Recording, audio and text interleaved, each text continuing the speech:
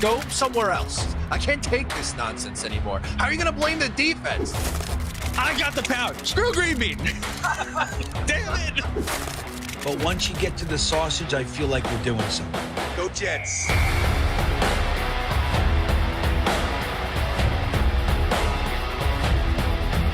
And that's the other part of it, is that people are insanely jealous of this show. This show gets the best of the best, and it does it a different way, with positivity.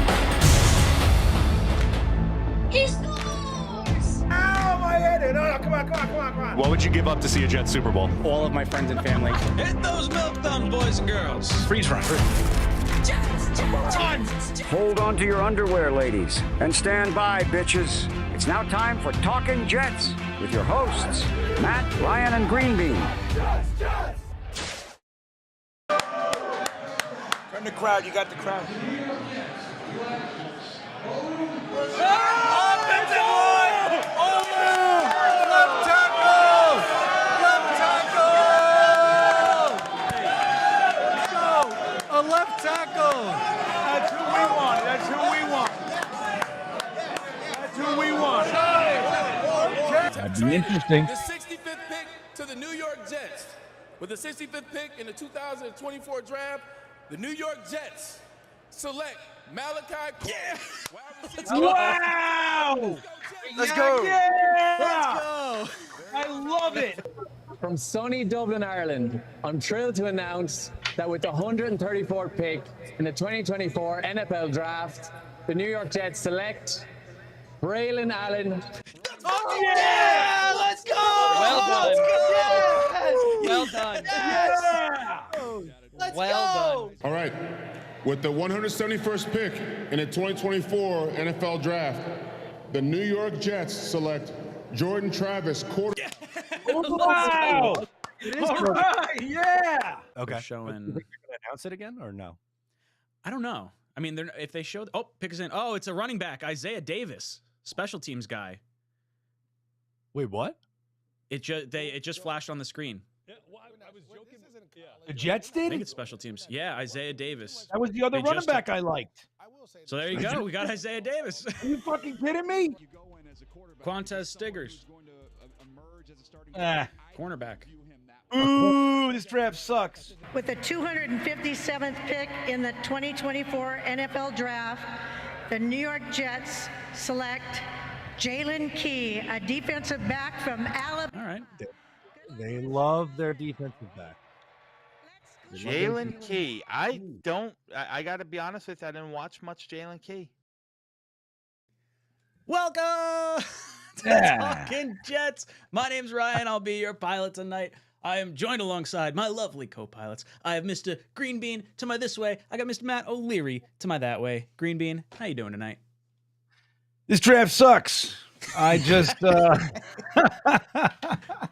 I'm feeling good, man. I think I'm just now starting to, feel like I'm coming out of it. I was hungover for a bit there. I got to admit. So feeling pretty good. Ready to cut this up with you guys. O'Leary, how you doing? It was fun to relive those reactions again. I forgot how funny they were. In the moment, we were kind of just, going through it together and then watching it back. Entertaining stuff. I'm excited to talk it up with the Jet fans today about the NFL Draft. I'm excited to get into it with you boys and girls. If you're just popping in here, make sure you hit that like button. For every 25 likes we get in this video, we're going to pick another t-shirt, jersey, hat, mug, pillow qualifier at the end of this stream. And if you're watching after the fact, all you got to do is leave a timestamp comment down below this video and get entered into next week's t-shirt giveaway. I can't tell if someone's rolling their garbage can down their driveway right now or if I have thunder outside. So if the stream magically ends, I may have lost power. Just a heads up if something goes down. But I'm excited to chop it up with you guys on all these draft picks. We're going to give our draft grades across the three of us, different grades for each player and then our overall grades. And then we're also going to let the chat make their grades on each specific player. And as we go through it, we'll give you guys our reactions just a few days removed from the NFL draft. We got like 5 days or 4 days, whatever it was, to kind of digest all this crazy stuff that happened. And I guess before we hop into our lists, what did you guys think of like the picks leading up to the Jets, number 10 overall pick initially? Obviously, the 3 wide receivers go, But what were your reactions? Green Bean, I'll go to you first, then we'll go to Matt. What was your thoughts of the first 10 picks? Well, the first 7 were like, they were just kind of going off all the mocks, It was pretty standard operating procedure. Where it got weird was the Penix pick. I think it's still weird now. It wasn't just weird then, but everybody's like, all right, okay. I think it's a weird, even the explanation from the GM was a bit weird. Like, well, we'll think in 3-4 years. It's like, well, dude, he's going to be fucking 30 years old. Like, I don't know what's happening. But so I really did. Before the draft started, I thought Romo Odunze had a good shot of making it to 10. When we were going through it, I just felt more and more like the Bears were gonna take that opportunity of getting their new franchise quarterback and just pairing him with a stud wide receiver right from the rip. It's smart. It's a good operation. A good way to operate, I should say. So I will say I did think there was some potential for the Jets to trade up as well. They didn't do that. So the biggest surprise, even though it was what I wanted this whole pre-draft period, was the trade back was really interesting and I think brilliant on many fronts. It was just low risk, high reward. And we got the player that we liked. So I thought that leading up was, pretty standard until Penix shook things up a little bit. And we lost out on Romo Odunze, if that is in fact the guy that they wanted. Matt, what about you? What did you think of the first 10 picks? I was absolutely shocked that Michael Penix came off the board at number 8. I think that was really the first major surprise. The first 5 was pretty chalky. Then the Giants going with Malik over JJ McCarthy was maybe a little bit of a surprise. I feel like there was a lot of links with JJ McCarthy and the Giants. But when that pick came through, the last name I was expecting to hear come up was Michael Penix Jr. That was really surprising. And especially too, because we thought that Atlanta was a trade out spot. So at first it was, oh, it's surprising the pick is in. And then when they announced that it was Penix and not a defensive player, that was even more bizarre. And then after that, kind of had a feeling that Odunze was going to end up going at number 9 overall. And then the Jets do the nice little trade back. Love that. And the Jets end up getting a nice offensive lineman in the first round. So it all worked out. Yeah, the Penix pick was nuts. When that happened, the entire main event just went like, what? One collective, huh? Look and sound. It was totally bonkers. Which reminds me, by the way, if you were at the main event, check your email. Sent you guys all the winners. Make sure you've claimed your prizes. Any of the stuff that was mentioned over the course of the draft. Let me see. I'll go over to the raffle slide that I have. I don't know if I have my camera on here. Nope. Hold on. We're missing Bean right now. Give me 1 second. Oh no. Hello. I know. I have this set up for Dom and I. It's okay. We're going to make it. Boom. There we go. So we got some raffles in there. If any of you guys won any of these, make sure you reach out to us. That way we can get you your prize. We definitely want to send that out to you. And we had a lot of fun. It was a really, really good time. The first 10 picks, I guess the first 9 picks sort of went roughly how I thought, with the exception of the Falcons pick.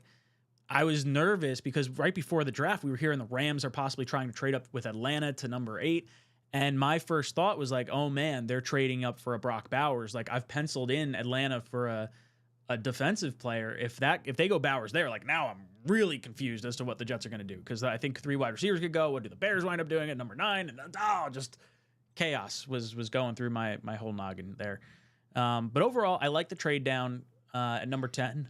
I would have liked a little bit further of a trade down, maybe get a higher pick.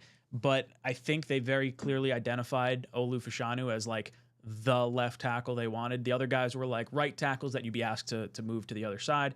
And Fatanu, who a lot of people really liked, got hit with a medical flag, I think a week or two before the draft. Something going on with his knee. So Fashanu, New York Jet at number 11 overall. I thought that was really, really solid. Pick up a few draft picks. We moved the pick that we got from the Zach trade and that elevated our pick up to like, whatever, 100 and something. And then we wound up taking that pick and moving it to get all the way up to get Malachi Corley in the 3rd round. So awesome moves all the way around. Very much liked it. We're going to get into our grades in just a second. Before we do that, I just want to acknowledge Blitz Crew. Blitz Crew says, with the numbers we will likely keep at defensive line, O-line, wide receiver, and defensive back, would be shocked if Izzy can make the 53. Excited to get my putter. Milk thumbs. Yeah, Blitz Crew, I put the order through. It's a pretty badass looking putter. They did take away the option for me to etch it with a Jets, Jets on it. So it doesn't say Jets, but it is all black, gray, and like jet green. So it looks pretty badass. I think you'll still be pretty happy with it. Nice. But yeah, unfortunately they took that little feature away. So defensive line, offensive line, wide receiver, and defensive backs. I don't remember. I know we had 9 offensive linemen last year. Douglas had mentioned at the postseason presser that he wanted to carry 10 if he could have done anything differently. Now, that doesn't mean that he wants to carry 10 this year. It may mean that he likes his offensive line more this year and feels like he can carry 9. But if we wanted to carry 10, then you have to kind of look at where we can save a little bit of roster space. And the defensive back-wise, Javelin Guidry did not come back, and we wound up losing Justin Hardy and replaced him with Isaiah Oliver, who kind of fills both spots. So that's one player that fills 2 roles. So right there alone, you save a roster spot from someone. That's why I'm so big on the Jets IRing Jordan Travis, because the Jets only carried 2 quarterbacks into the season last year. And if you carry a third, now that eliminates that savings that you had from Isaiah Oliver. So it's going to make it even tougher to try and carry at least 9 offensive linemen, let alone 10. And with the defensive linemen, wide receivers, and defensive backs, wide receiver wise, what do we got? We got obviously Garrett, Lazard, Williams, Corley, Brownlee, Gibson. Gibson, yeah. I mean, maybe Irv Charles, I guess. Irv Charles is Yeah, probably Irv a bubble Charles guy would with make like Brownlee and Gibson at that point, I would think. I think Irv Charles makes it on special teams, though. You think so? Yeah. So which guy do you think ends up not making it? Brownlee? Brownlee. Yeah. And if we bring somebody else in, it changes things. But where it stands now, I think Brownlee would be the odd man out. That's what I think. What about you, Matt? I agree. I think Jason Brownlee, odd man out. Irv Charles, because of his special team prowess, is going to make it, especially after losing Justin Hardy. So I would say that's the odd one out. They carried 4 running backs last year, though, so I wouldn't completely write off Izzy Abanikanda. It's possible he gets cut, but they did carry 4 last year. Yeah, I feel like you can almost stash either Isaiah Davis or Izzy on the practice squad. I don't think either one is necessarily going to be like poached off of it. So maybe they do decide to carry 3 on the active roster. I guess we usually kept 3 active for game day, and we deactivate 1 of them. But that's probably a little different with Cook and Brees and Michael Carter. Although I guess maybe, I don't know how much like juice Izzy had heading into the season that they could have been concerned that he would get poached. Yeah, I don't know. I think you're going to have to find some savings there on the roster to be able to carry the amount of offensive linemen that I think we may want to. All right, let's hop into, I want to hop into our grades over here. So Matt, I'm going to ask you to make a poll question in the chat. Sorry. Olu Fashanu, or what grade would you give the Olu Fashanu pick? And this can encompass everything, not just the selection. Like maybe you're meh on the selection, but it boosts it a little bit higher because they traded down, or maybe you were like team, wide receiver or team weapon Bowers or something along those lines. You guys can vote in the live chat. Very much want to hear what you guys have to say on this. And we are going to give you our thoughts little by little as we go through.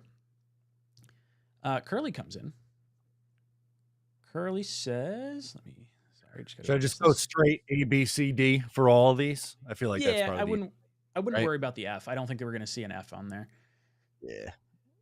Curly says, do you think they make Corley learn all 3 spots before they let him see the field like Mims? Make it make sense. So, no, I don't. I think that had a little bit more to do with Mike LaFleur being our offensive coordinator. I think there's a little less importance on it, or a little less focus on it from Nathaniel Hackett. I think they're going to identify what these guys do well, and they're going to try and utilize them in such a way. Matt, you think there's any concern with Corley needing to learn all 3 spots? No, I would be very surprised if we see him on the outside at all. I think he's going to be pretty much exclusively in the slot. What about you, Green Bean? You think Corley's going to have to learn since they cut your boy Mims? Well, I've never heard of another player on the Jets or ever having to do that. So I think that's a long shot. They ruined our poor boy, Denzel Mims, and he's just never come back. Poor fella. I think Corley was somebody that this regime was targeting. So that we heard that they were trying to trade up to as high as 45 for him. So they were able to get up to 65 for him. So it's a little different where the Denzel Mims thing, don't forget, we traded back. We think we had 48 and we went back to like 53 or something like that. So it's a different scenario entirely. You know, I think they want Corley. He fits a role. He fits a mold. He brings an attitude with him, a style with him that they want on the field, evidenced by the rest of the class, which we'll talk about. But there's a definite theme here, particularly on offense. And I don't think we're gonna wait too long. I think we're gonna see Corley game 1. Oh man, I'm excited. Boys and girls, make sure you vote on that poll question in the live chat. We're gonna go through our grades. First up, Olu Fashanu. All 3 of us ended up giving this selection an A, so I don't think we have to spend a crazy amount of time on it, but I do want to give you guys my thoughts because I was probably a little bit more abrasive in terms of like not totally being on the offensive line train. I very much wanted a wide receiver or a weapon in general. I probably would have made the Bowers selection, but once the trade down happened, I felt kind of good about it. I would have liked to move down like a little bit more because I did see Fuaga and Fatanu and Fashanu all kind of in that same cluster of offensive line skill, and I would have been happy with any one of the 3. I'm definitely happier with Olu, especially given his comments that he's willing to play any position on the offensive line. I think that sort of eases some of the, not a concern, but maybe some of the benefit that I thought we had with a Fatanu or a Fuaga, where it gave us that guard tackle flexibility. I just thought Olu was like purely a left tackle, and that's all we were going to see. It may be the only position he ultimately ends up playing, but I do like it a little bit more. And talk about how different this cat is compared to Mekhi Becton. Mekhi Becton saying, I'm a left tackle. All right. I am a left tackle. All spaced out capitals. Yep. Olu comes in and he's just like, I'll play anywhere. I just want to help the team. Green Bean, your thoughts on the Olu Fashanu pick, and why did you give it an A? Well, I am and have been throughout the entire pre-draft phase of our lives. I was team O-line the whole time. Now, again, even as we got closer to the draft, I became warmer and warmer to the idea of a weapon, but particularly the top 3 wide receivers. I didn't want to reach for Brian Thomas. I didn't really want Brock Bowers. I would have been okay with it if the Jets thought that was the best way to go and they felt like they could use him properly. Like, he's a talented guy, so I wouldn't have hated it.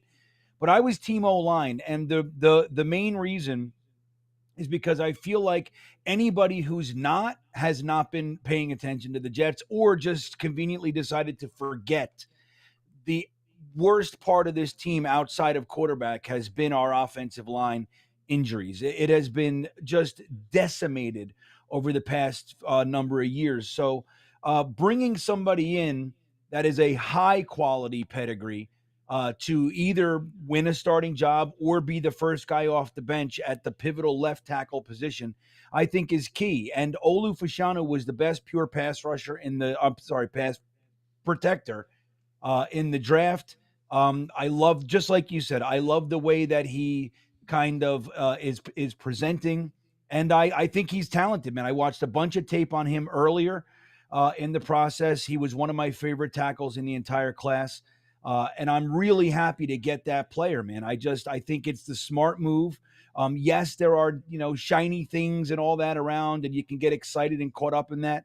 But I think that getting, like I've talked about 100 times, I feel like the wide receivers later are significantly more able to give us an immediate impact than the offensive linemen later on. Where if like a Tyron Smith goes out in game 3, now we got this raw guy coming in, or Carter Warren, who, look, I mean, I have hopes for Carter Warren, but he hasn't done much to make me feel confident that Aaron Rodgers is going to be able to not have not need eyes in the back of his head. So I love it, man. I think it's the smart move to do. I think the player, again, best pure pass protector prospect anyway in the draft, and I just think it's a slam dunk. It was the move to make. Matt, what about you? You gave it an A as well. Yeah, I was really happy that the Jets went with the offensive line route. I would have been okay if they went with Brock Bowers in that spot, but Olu was a surprise pick and a positive surprise because he is, I know he's willing to play right tackle, but he is a pure left tackle, and I think he is the long-term answer there. And with his ability to play on either side, he's going to be first up, assuming injury to Tyron Smith and or Morgan Moses. And unfortunately, both those guys, 33 years old. Morgan Moses was really banged up last year, played through a torn pec. He only missed 3 games, but is he going to be fully healthy this year at age 33 off of surgery in the offseason? Hard to believe. And then Tyron Smith, unfortunately, just has not played a full season since 2015. So I would not be surprised if we see 8 to 10 games for Olu Fashanu this year. So I would be very, very happy if he does play and comes in, rather than, you get the weapon and then you have to rely on a 3rd round rookie offensive tackle to come in and spell one of those 2 guys. So I think it was a wise decision. It's not the sexy pick, but it's the meat and potatoes of the draft. It would appear as though the chat agrees with us, and Olu Fashanu earns an A. For the chat's great. Matt, I'm going to ask you to put Malachi Corley's name up on the board. And we move on to one Malachi Corley. And I gave this one an A+. I was definitely pumped with it. I like the move up, getting aggressive for a player that you really like. I felt like this was the style of receiver that did complement what we needed on the offense. Now, of course, I did want a bigger bodied guy, but I think Corley plays bigger than his size would indicate. So a little bit of grit, a little bit of muscle, a little bit of angst or violence to his game. Guy is impossible to get out of bounds. The guy will not go out of bounds. It's really impressive. I thought the turning down of the NIL contract, he turned down $350,000 to $400,000 in NIL dollars just to stay at Western Kentucky. There was a loyalty there that I thought was like crazy. I don't know. Aware's probably the wrong word, but very impressed with how he handled himself. I think the loyalty to Western Kentucky is something that fans want to see for our own team. I know when we had re-signed Braxton Berrios a bunch of years ago, there was reports he had taken, less money to stay here. And it's like, all right, yeah, I'm down with that. I like players that want to be here. And that's kind of what Corley brings into the locker room. And that's a far cry from what Elijah Moore was. Elijah Moore got his team, essentially lost a game for his team because of the old piss game. Wound up doing the little peeing dog motion, gets a 15-yard penalty. They wind up losing. I think it was a bowl game, if I'm not mistaken. So I think the maturity level from Corley and Olu through the first, 3 rounds or first 2 picks of our draft was absolutely awesome. I think we're getting a really, really phenomenal football player and a really great person in this locker room. So A+ for me. Matt, I'll throw it to you, then Bean. Yeah, it gets A- from me. I think that's a solid draft selection. They moved up a couple of picks to get him. I'm very excited about Malachi Corley and what he could do in this offense. I think there's some valid concern if he could be a true outside receiver and if he's only going to be a gadget guy. So not a complete full A+ or A for me, but still really, I think, good value with the pick. It's a guy that they're going to like a lot. And if you also add in the new special teams rules on kickoffs, I think he's going to play a role there as well. So I don't know if we'll ever see him as an 1,000-yard receiver or anything like that, but a versatile piece as a 3rd catching option in the wide receiver room with some special teams upside. I think that's pretty solid for a 3rd round pick. Before I hop over to Bean, I just don't want to acknowledge Greg. Greg says, is Bakhtiari still in play as a depth move? I would say it would have to we'd have to have either Morgan Moses or Tyron Smith go down probably in training camp. I don't think I see Bakhtiari coming back at any point now because we have Olu Fashanu. So I would say unlikely. Bean, what do you think? Bakhtiari still potential depth move? I say it's unlikely. I think I will say if the Jets landed Romo Dunze, I think it would have been more realistic. Joe Douglas said it, about, look, we're still looking, the free agency isn't done, but we're on a budget. We don't have a lot of money to spend. So how much do they want to put on another tackle? Again, we do have Carter Warren. We do have Max Mitchell. We used our 1st round pick. We have Tyron Smith and Morgan Moses. So I think at some point, you have to kind of, you can only add so many to a position. I think the Olu pick all but ensured that Bakhtiari won't be a Jet. What about you, Matt? You think Bakhtiari's the dream is dead? Dream is dead, unfortunately, for the Bakhtiari gang. Bakhtiari boys? Is that a thing? Maybe. That'd be Make great. it one. That's amazing. So it seems I guess I forgot to throw this to Greenmeat. Greenmeat, Malachi Corley. You gave him a B+. Your thoughts? I did. Well, I love the player, and I'm excited about what he's going to do. I like everything about him.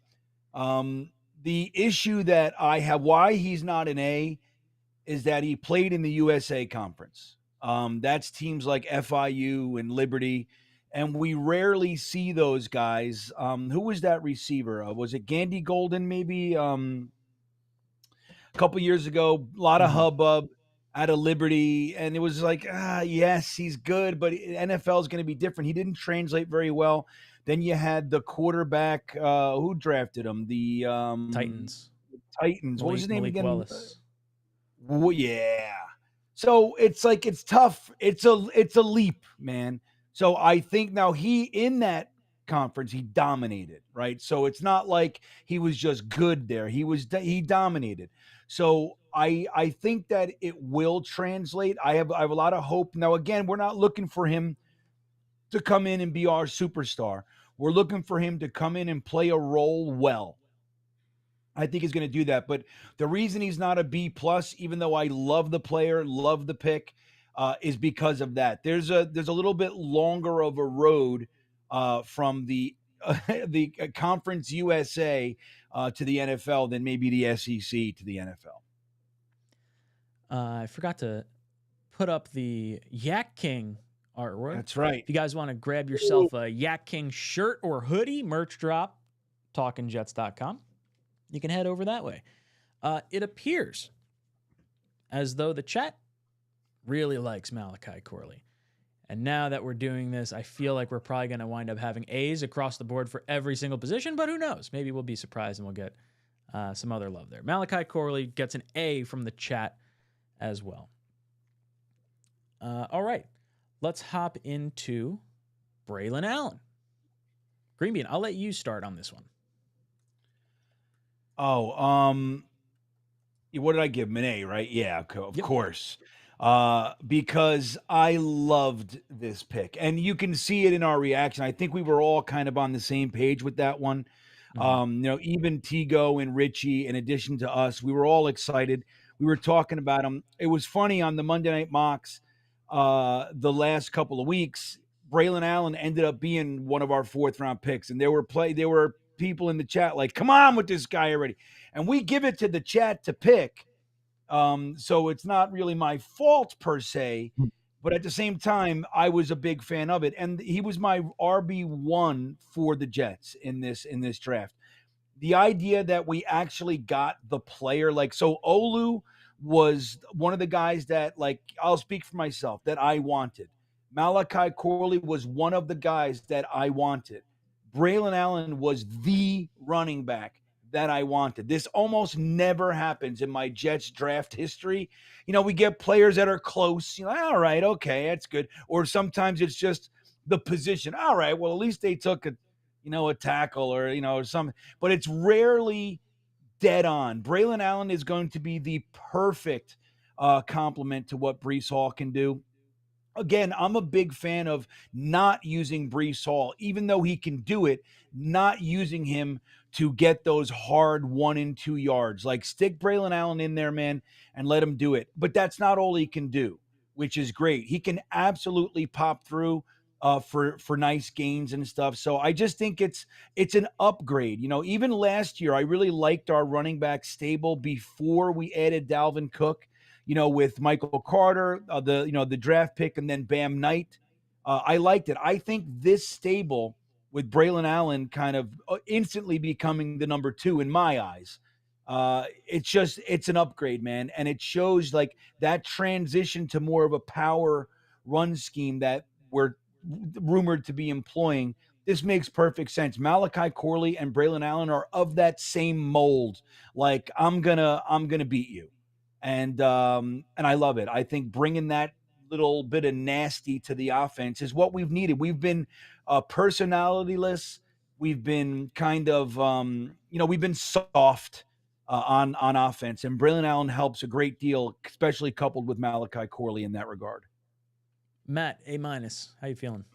Yeah, I think it's another really solid selection here for Joe Douglas and the Jets. Braylon Allen is probably going to be, this team's RB2 for the next few years. I'm sure he'll be in competition, I suppose, with Izzy Abanikanda and Isaiah Davis, another running back they drafted that we'll get into in a little bit.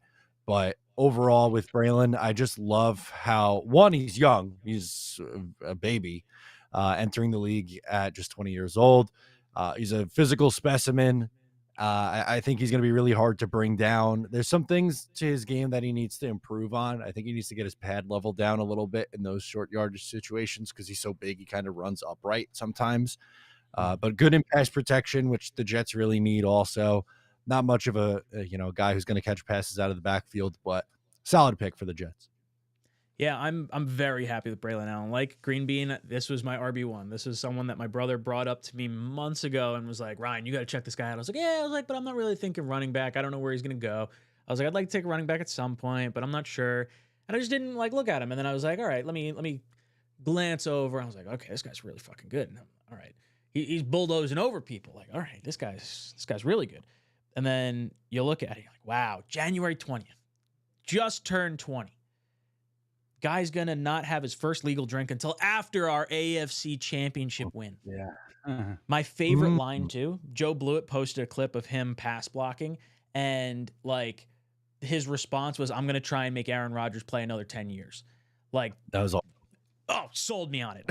I'm all about Braylon Allen. Guy hits like a friggin' missile, and he's going to be between the tackles, compliments Breece really well. I think, God forbid, if you land in a situation where Breece has to miss time, both Izzy and Braylon and Davis can at least be a stable of backs that you can rely on. Not to mention, the Jets are going to expect to have a lot of leads this year and going to want to run the clock.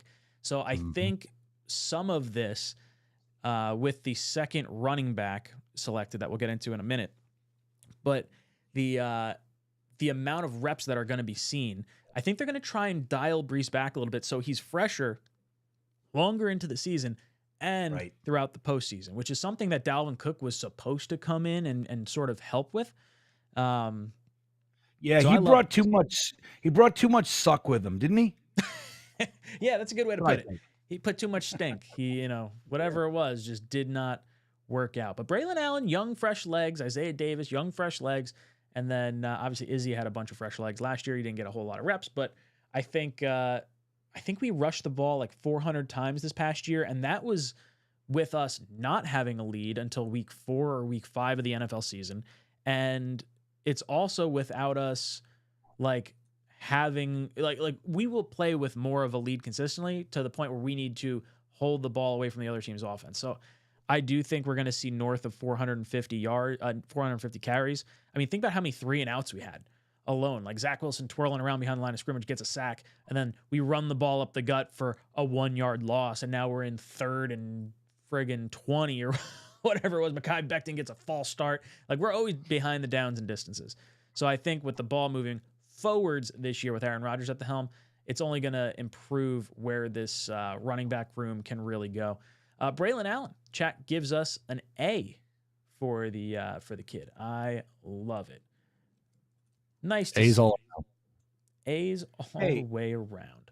What's that other new emoji that we have? I just put it up there. What is that? Oh, it says rigged. It's a sign. No, not that one. What There's other another one? one? We've only Rigged added one's one. off. Well, well, that's maybe an I F-bomb. missed it.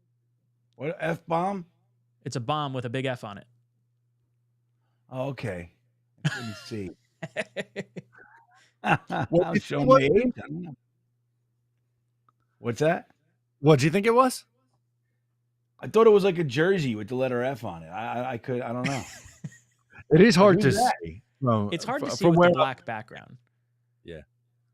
I'll Okay. have to. I could play with it. We could eliminate the F bomb because I don't think we don't use the F bomb too frequently. The rigged emoji is kind of nice though.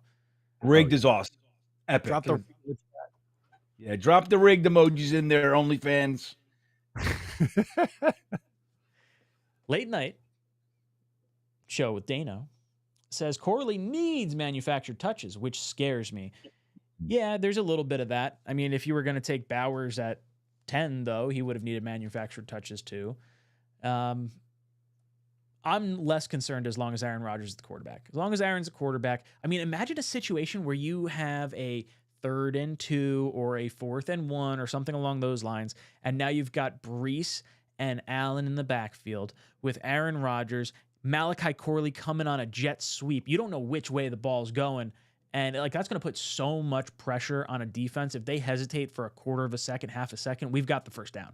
Like this offense is going to be scary good. So I'm not too concerned with the manufactured touches side of things. Green Bean, are you concerned with how we are going to get Corley the ball?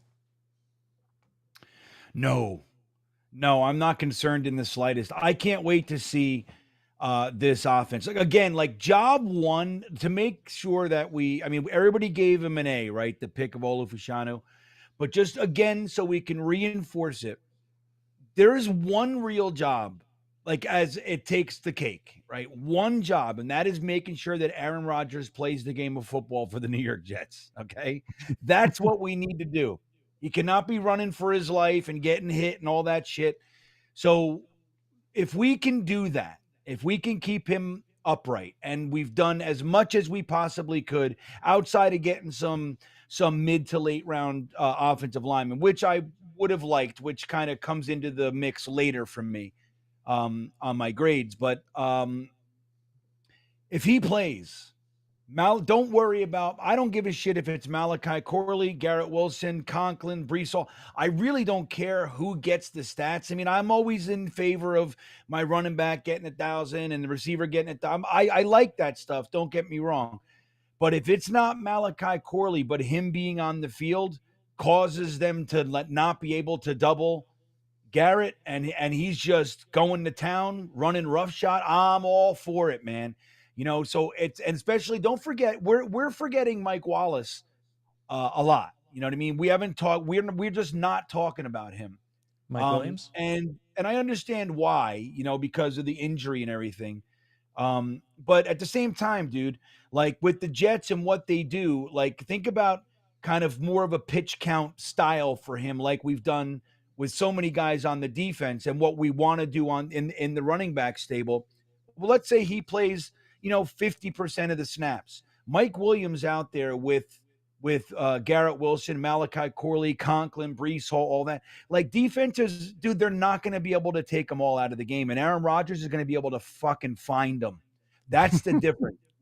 He's going to go, oh, there he is. You know what I mean? You want to do that? You want to take those guys? You want to focus on Williams and G-Dubs? Corley's going to feast underneath. You want to cover all those? I got Conklin. Brees Hall's going to be flaring out in a second. Dump it to him and watch him go knock people's heads off. Or Braylon Allen or whoever. They can all catch. And that's the great thing. So I think I don't remember what the hell we're talking about. Oh, I don't think he needs – so that's the point. I don't think he needs manufactured touches. I think that he'll get them naturally. But whatever, man. Fucking manufacture them too. I don't care, Dano. I'm in either way, buddy. The nice thing about Allen too, like sideways. I know we were just talking about Corley, but Allen too. He's so young because he completed high school in 3 years. He decided the COVID year, his junior year, he's going to have to do it remotely. He called his guidance counselor, was like, yeah, I want to do 2 years in 1 year and go to Wisconsin early. So this guy's like a workhorse. He's like, yeah, I want to go get my dream done. Like, let's go figure it out. Like, the motivation through these top 3 picks is absolutely awesome to see. �'𝐶∞ comes in and says, nice to see all these first world problems of us nitpicking about day 3 picks. This team, even with all the dead cap, still has a ton of talent. Yeah, if you guys don't know, the Jets have $52 million in dead cap space. It's the 3rd most in the NFL, and that's coming by way of Zach Wilson, John Franklin Myers, Laken Tomlinson, CJ Uzama, and I'm missing someone. Someone else. Whatever. Real quick. Was I calling him Mike Wallace again? Was I doing that? You did. Yeah, I tried to correct you. It's all right. Oh, I do that too much. You know who I'm talking about, I hope. We understand. Yeah, okay, good. I'm like, why is everybody talking about Mike? Oh, I did. That was me. I know it. Got Braveheart on the mind. I love it. Yeah, Palacar comes in and says, good show. Is this the year it all works out? Matt, is this the year we finally put it together? They've never been more due. Right? We talk about teams who are due for some good luck. I think the Jets are on top of the list of teams that are due for a couple breaks to go their way. I think the one thing that really got me, I went back and forth with this one guy on Twitter. He was just like, this is ridiculous. This draft, I don't know if we even got a day 1 starter, all this other stuff. And I'm just like, well, first off, I disagree with your assessment on that. But second off, if that were the case, is that a detriment to the draft class, or is that a testament to the roster? Because good teams don't have to force their rookies into the starting lineup, and the Jets have such a good deep roster that we have now hit the portion of like roster building where we don't have to force our young players to play. We can actually develop them the right way. I know it's different, but man, am I happy for it. Greenby, what are your thoughts on the, hey, we might not have a day 1 starter, or people that might think that way and might be a little bit more down on this draft class? Well, this is where Mike Wallace comes into play. We don't know if he's going to start. Oh, man. Like, I think you said it well, Ryan, there. Like, it's nice. One of the things that, I forget if it was the first night or day 2 that we were talking about it. So I think it was a comment that somebody said, like, let's not forget the Jets don't need a bunch of, starters. We're not really in that position. We don't need a bunch of rookies to come in and save us, which has definitely not been the case many years. We were hoping our draft class all the way down to the 6th round, we're going to somehow be starters, man. We're like, oh man, this guy in the 6th round, he could be a gem. So we don't have to do that. We're not in that position. Braylon Allen, Malachi Corley, they're going to have their role. Breece Hall's already here. Garrett Wilson and Mike Williams are already here. In addition to Lazard, look, I know we're all kind of out on Lazard, but I maintain we have 4 years of Lazard with Aaron Rodgers, and we know what that looks like. We have 1 year of Lazard with Zach Wilson, and we know what that looks like. They are vastly different experiences. If he's our wide receiver 4, I think he's fine in that role. He's fantastic in run support as well. Crushing blocker if we are doing a jet sweep or something like that, crashing down. So he can be an asset as well. So again, I forget what I'm talking about, but I hope I made the point. I don't know where I am tonight, it seems. Marty joins the OnlyFans.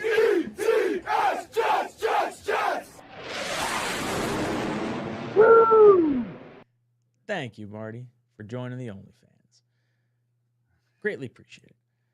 Everybody give us rigged for Marty Thompson, everybody. I love it. I loved all the rigged like emojis that pop up in the chat. That was a good ad. I think it was Scott that sent that to us. I think it was Scott Wilson. Oh, I thought you made that. You didn't make that?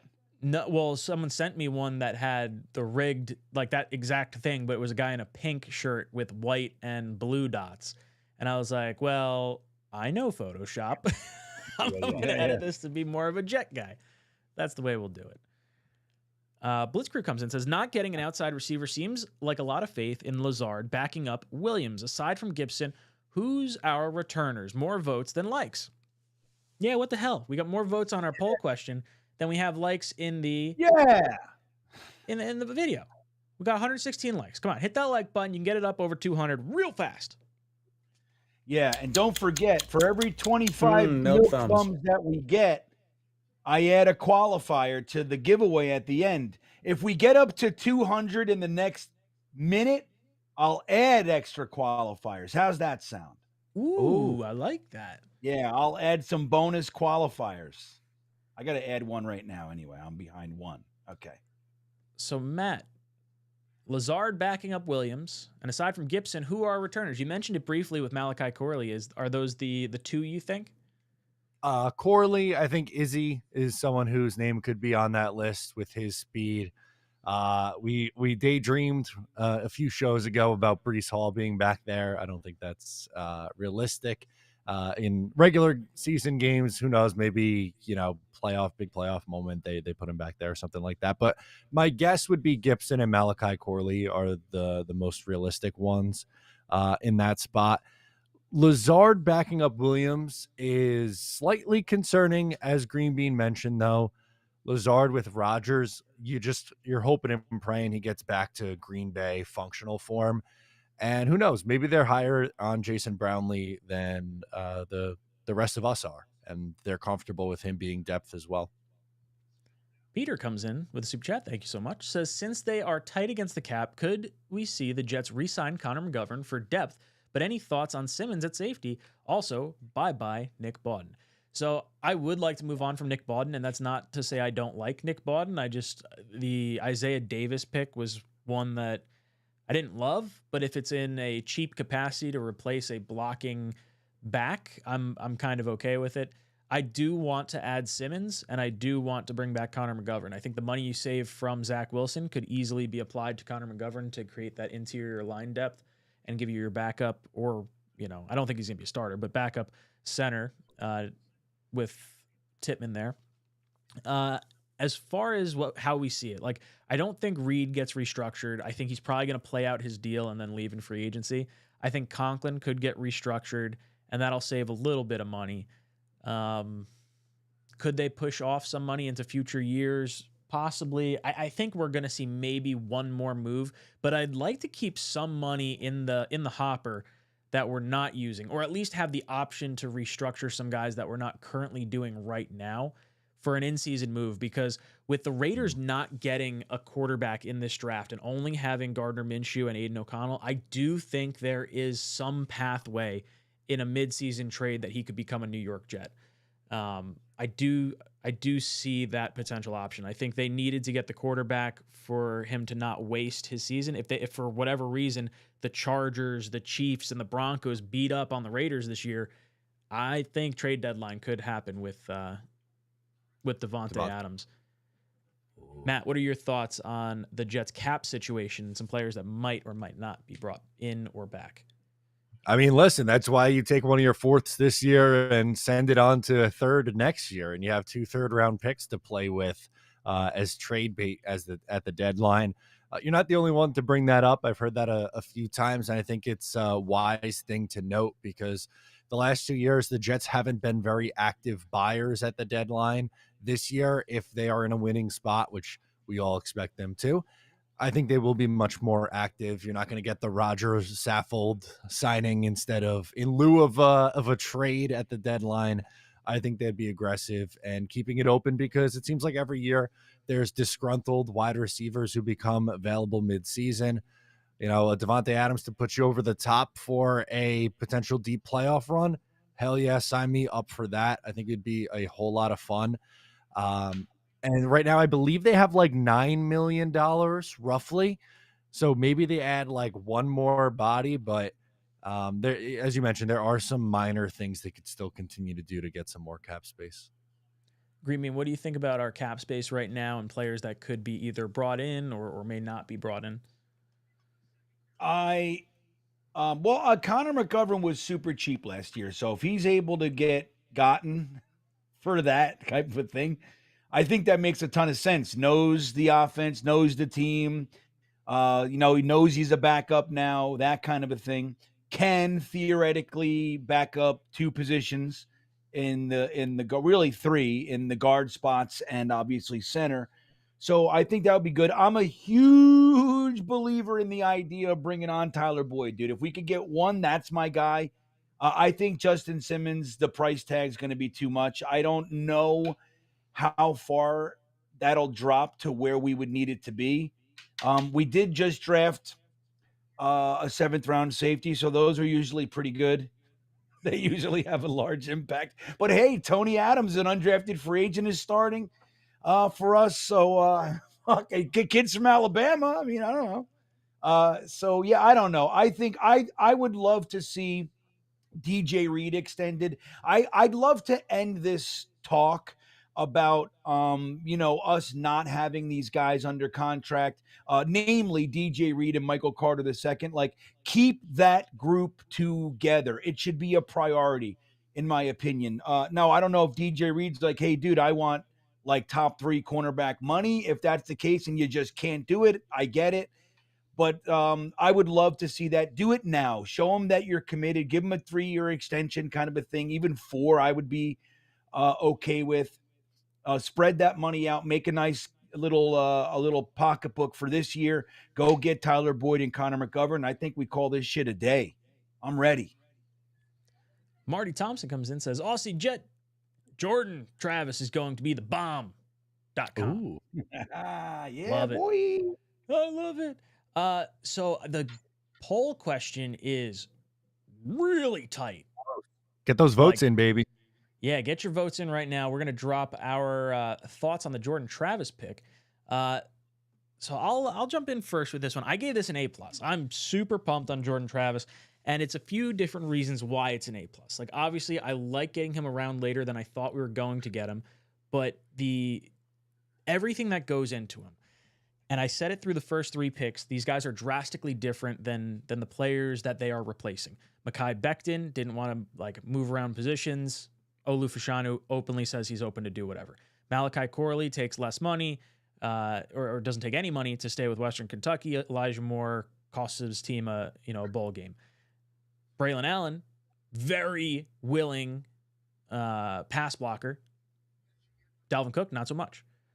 Jordan Travis, very different mindset coming in as a 5th round pick versus the number 2 overall pick and number 3 overall pick in Zach Wilson and Sam Darnold. So I love the mentality of this kid. He had his entire NFL dreams and hopes almost smashed to pieces when he broke his ankle back before the college football playoffs. So for him to come into the league knowing he cost himself, not himself, but that injury cost himself millions of dollars from falling from a mid-2nd round pick all the way down to the 5th round. I think he's going to be humbled like immediately on that. I've mentioned the whole Jermaine Johnson thing. Obviously, he's a big fan of Jordan Travis. I think coming into the locker room gives you like a little bit of street cred or cachet with the other guys in the locker room. And then my biggest thing for it, you can IR Jordan Travis, I think, at the end of training camp, and you can carry those 2 quarterbacks so that way you save yourself a roster spot and you truly give Jordan Travis a redshirt year. I had some people asking me like, well, what happens if A-Rod coming off an Achilles gets hurt and Tyrod Taylor, who's never been like the model of perfect health in his career? It's like, hey, it's quarterback 3. We're running the ball, baby. Like, I'm not concerned. If we have to go down to quarterback 3, the season may be in the crapper, and it's all the more reason to let this kid sit and not just like, I don't know, go through the ringer. I really like the Jordan Travis pick. I think there's a lot of intangibles there. I think I saw some tweets earlier today that this kid has a similar Jalen Hurts style of leadership where guys kind of gravitate towards him, where I didn't really get that with Zach Wilson. And you see, Zach kind of expected to save the franchise. And then Zach also, like, when he got traded, there was no players defending him. It was very, the silence was deafening, if you will. Yeah. So I love the Jordan Travis pick. I gave it an A+. Green Bean, I want to go to you. You gave it a B+. How you feeling on that? Well, I'll tell you why. I actually, as you guys know, this was the quarterback I wanted too. So it's just the craziest draft. And it was even later than we could have gotten him, which I thought he was a 4th rounder all day. We got him at pick 171 in the 5th round.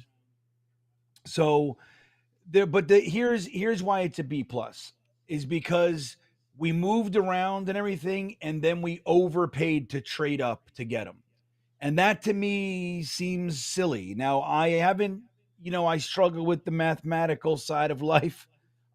So I still need to organize a few thoughts, but we ended up giving away, like, we overpaid by like a full 6th round pick, late 6th round pick, just to jump up to get him when we were already there. We just kept trading back, acquiring these picks. Then we use them to trade up, and then we have to overpay to trade up and get him.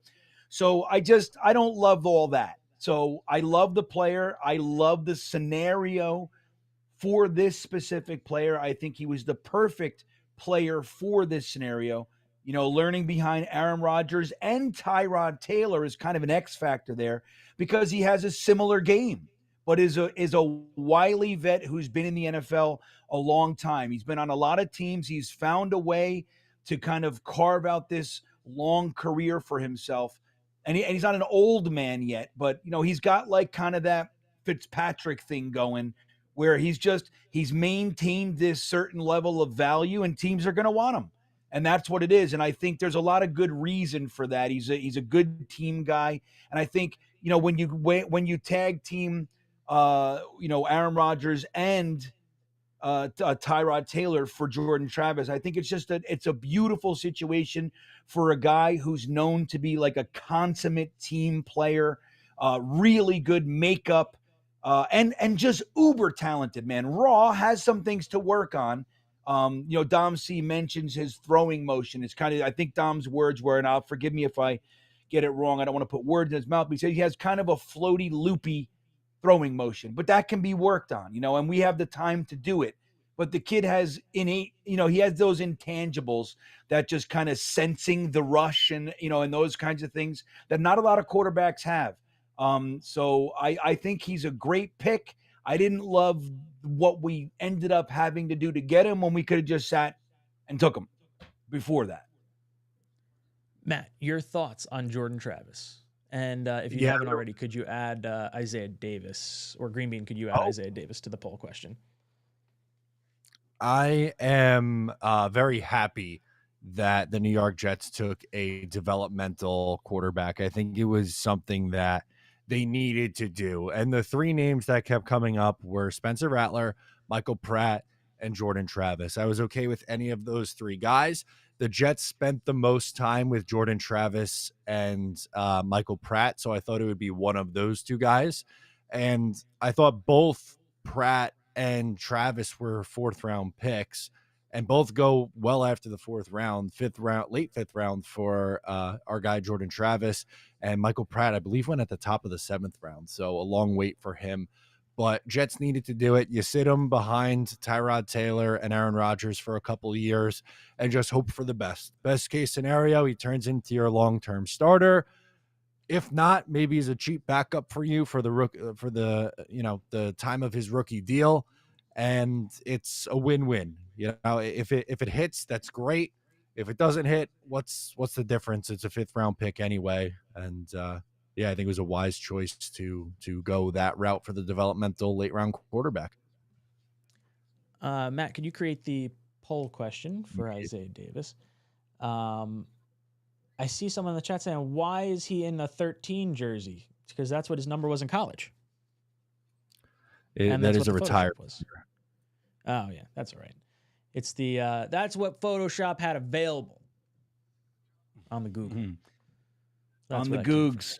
On the Googs. Let's see. Before we move on to our next pick, just want to go through a few super chats real quick. Get your guys' votes in for Isaiah Davis. Blitzcrew. Nope, that's the wrong one. It's this one. He says, the Tuna always said you lose a game for every rookie starter. Love that we're not starter hunting for this year. Yeah, right? It's been a long time. We said this earlier in the show. This is what good teams can do. You can stash your draft picks and let them develop the correct way. Crossfire says, I sent the emoji. Give me credit, damn it. Okay, Crossfire, could you please go back and look at your email? It does not say Crossfire and anything on there. I see Slade Wilson. Sorry if I doxed you right there, but I don't see Crossfire written anywhere in there. And I don't remember all the names that wind up emailing me. So I'm sorry, but Crossfire is the one that created the rigged emoji, or at least sent the image of the rigged emoji. Crossfire. Give him the credit, Ryan. Come on. I give him credit. I thought I said Scott. It was Slade. Yeah. Names are tough. I'm sorry, Crossfire. I love you. You guys got to remember, everything that's ever sent into us is Crossfire, and then we're good. Just every email that we get, it's from Crossfire. We're fine. For our Beanbagger Fantasy League, the champion, Crossfire got a trophy with it's like this metal kind of heart, like golden heart thing with testicles hanging that swing on it for like the Beanbagger. That was the trophy, and he got it and sent it out to the winner. Crossfire is amazing. He's the best. That's so good. Jace Odom comes in. Update: we didn't draft Bowers, but my UGA fan girlfriend is still a new Jets fan. Solid draft and loved the third year. 𝐀𝐮𝐫𝐚 is a sleeper. So Jace, first off, congratulations. We're glad your girlfriend is a Jet fan. Always happy to add an extra fan to that side. Very, very happy. Greeny, you look like you had something you wanted to say. No, I was seconding what you were saying. And I was seconding his sleeper comment at the end. Here. Big T comes in and says Malachi Corley is going to be like Quincy Enunwa. That we've heard Deebo Samuel, we've heard Quincy Enunwa, we've heard all these different comparisons to him, and that would be awesome. If you could give me healthy Quincy Enunwa, I wanted a healthy Quincy Enunwa to begin with. So yes, absolutely, I would be totally pumped on this. Big T, completely agree. Piddlety Poo comes in and says, getting a safety is way more important than acquiring a running back in the 4th round. Too many pointless trade backs. Jaden Hicks should be a Jet. So this is where my knock of the Jets draft comes in, and you'll see my overall grade at the end of this sort of reflect that. But the movement in the 4th round, specifically pick 111, I was really irked with. Javon Baker goes 1 pick in front of the Jets. From I think it was Dom C that was telling me that the Jets were rumored to maybe like him there. And when he went, they panicked and they called up 𝐒𝐮𝐬𝐫𝐚 and were like, hey, let's make a trade. We took less value for it at that particular point in time. But there were good guys on the board. I thought TJ Tampa should be a Jet. I think with 𝐒𝐮𝐬𝐫𝐚 and Reed and Michael Carter in the final years of their contract, you had a golden opportunity to get a late 1st, middle 2nd round talent at cornerback. 6'2". I mean, imagine having him and Sauce back there in the secondary. I thought that would be really cool. Jaden Hicks, another one that we talked about. Like, man, this would be really fun for the Jets to select here. And we just kept moving back. And for whatever reason, we really wanted the 2nd running back. We wanted the future picks. We wanted some of these late round stuff. I would have sat and picked. That would be my biggest criticism of this particular draft. Matt, what did you think of all the movement and passing on Jaden Hicks and some of the other players that were there? Way too cute in the 4th round. I do like the trade that yielded the 2025 3rd round pick of the move downs. I think that one is my favorite, but it seemed a little unnecessary on day 3. They got a little trade happy. As you said, like there were some names in the 4th round that you probably would have rathered them stuck and pick at. Like we'll get into these guys in a second here, but do they need to go to the 2nd running back? Do they need to go to the corner that they plan to convert to safety on day 3? Do they need to go to the 25-year-old safety with the last pick of the draft? Like there's some things late day 3 where I think they tried to get a little too cute. Crossfire says, I sent a new email with a name change. You guys have to look at the email on the Talkin Jets one. I'm not going to say it, but this is pretty funny because I think you'll get the reaction. We could say it after you read it, but I opened it, so it's... That's fine. What does it say? You got to open it. Oh, man. Okay, I got to do all that. Let me see. I got to go in there and fucking do this. Now I got to click this button. Now I got to click that one.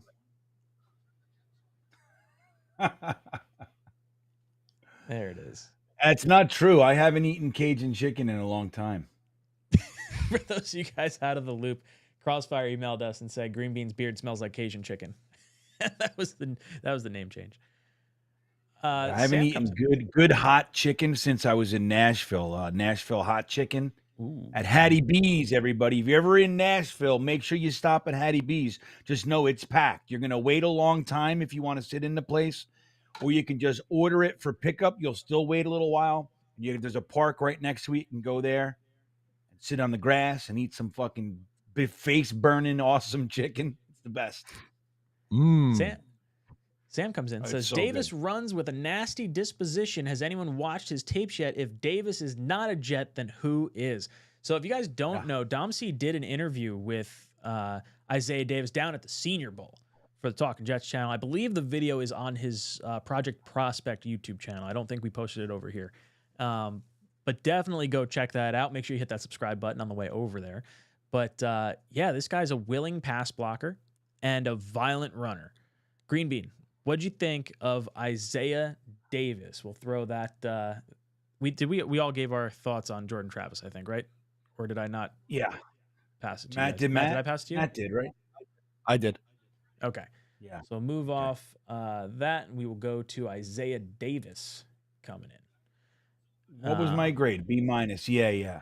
So I love this player. I tell you, the Dom C comment. Did you tell him the actual comment? The pass protection. I think you have it verbatim. I don't have it verbatim. Yeah. So he told Dom C his favorite. Let's just everybody stop what you're doing. Put the ramen noodles down for just a second, okay?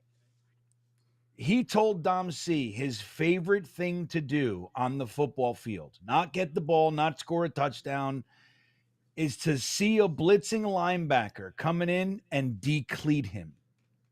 That's his words. Nothing better than decleating a blitzing linebacker. If that's not a guy you want on your team, just like Sam is saying, then who is? I mean, this guy was my RB3 for the Jets. The reason it's not an A because I love the player. The reason it's not an A is because I just thought it was a bit of overkill, like so many other people. Like, I love the player. If Braylon Allen was gone, for me, it was like, okay, I'm pivoting to 𝐎'𝐿𝐼 or Isaiah Davis. Like either one of those. I do like Estime a little bit better, but either one of those guys I would have been delighted with if Braylon Allen like went early or something like that. So getting him is great, but there were a lot of guys still there. I'd have to look. Where was he taken again? What pick was he? 173, just 2 picks after Jordan Davis. 173. Yeah. Well, you know what? Yeah, there were still some wide receivers there that I liked. Like one named fucking Malik Washington was still sitting there. So there were quite a few players that I liked that were still there. And I thought could have maybe fit more of a need for us.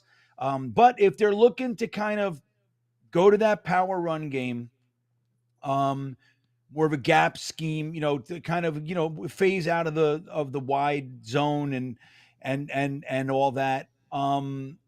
And like Nick Bawden, he's one trick pony, man. It's like when he's on the field, we're running for the most part. He caught 2 passes or something last year.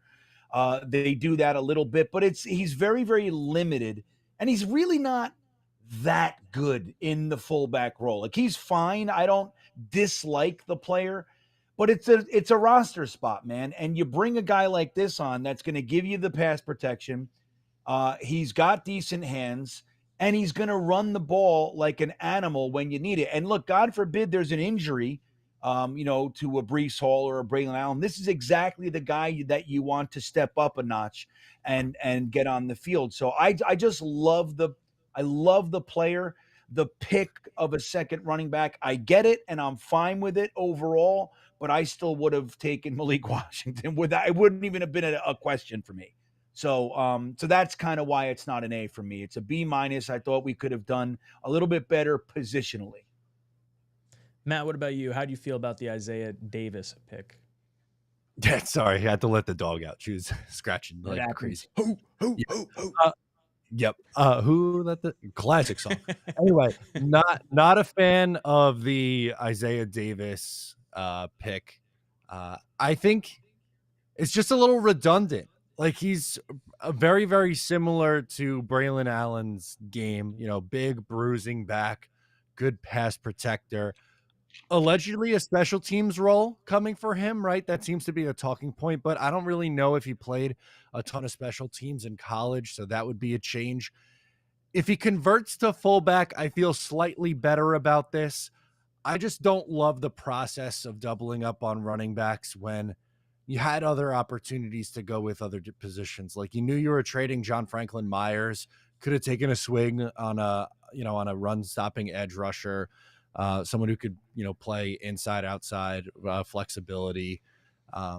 Just didn't love that one for me. And maybe that's, I'm going to be too hard on Isaiah Davis now because I didn't love the process of the Jets coming away with that as the pick. But similarly to Braylon Allen, big, likes to run over people, can pass protect. I'll take that.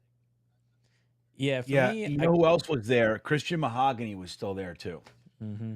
Yeah, an interior offensive line and safety are the two positions that I feel like we did kind of miss out on. I know Jalen Key is a safety, and Stiggers might have some flexibility to go back, but definitely felt like interior offensive line and a higher caliber safety was a little bit of a miss at this particular point. I felt like it was redundant to the Braylon Allen selection. I think you could have gotten a comparable running back just in UDFA, but for whatever reason, Jets made this selection, and my grade is not a knock on the player itself. It's more about the redundancy of the selection itself and the other players that were on the board.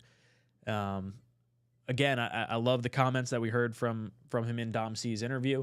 I think that's the type of mentality you want. The Jets clearly went into this offseason saying, we need to keep Aaron Rodgers upright. They went out, they got John Simpson, they got Morgan Moses, they got Tyron Smith. They're getting AVT back. You got Tippmann coming back at center. And then how else do you help him?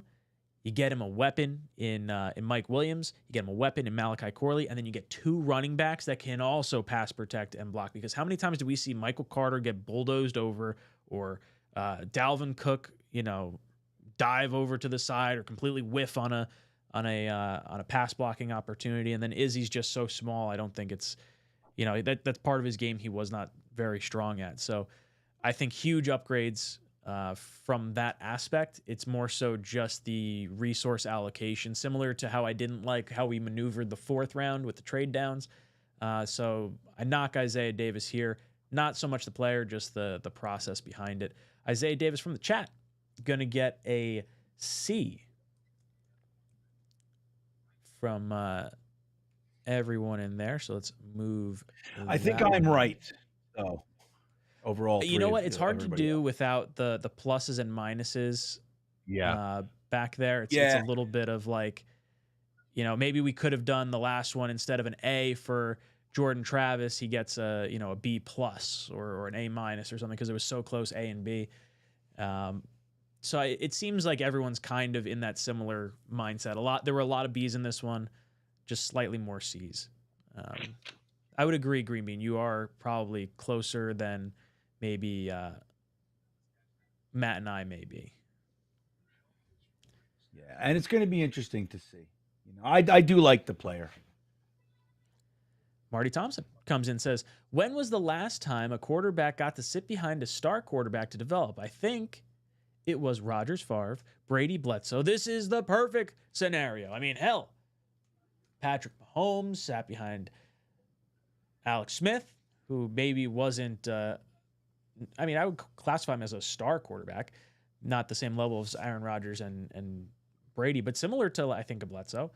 I very much like letting our quarterback sit, and the expectation is totally different because a fifth-round pick, the expectation is like, hey, we might have a forever backup, which would be great. If we wind up getting Tyrod Taylor in the fifth round, that is an A+ all damn day. You may have some aspirations that Jordan Travis might be a franchise quarterback. Maybe he will be. That's the home run selection, or the grand slam selection. This is an absolute hit if he gives us 4 years of consistent backup quarterback play, and then if it's even beyond that, even more of a home run.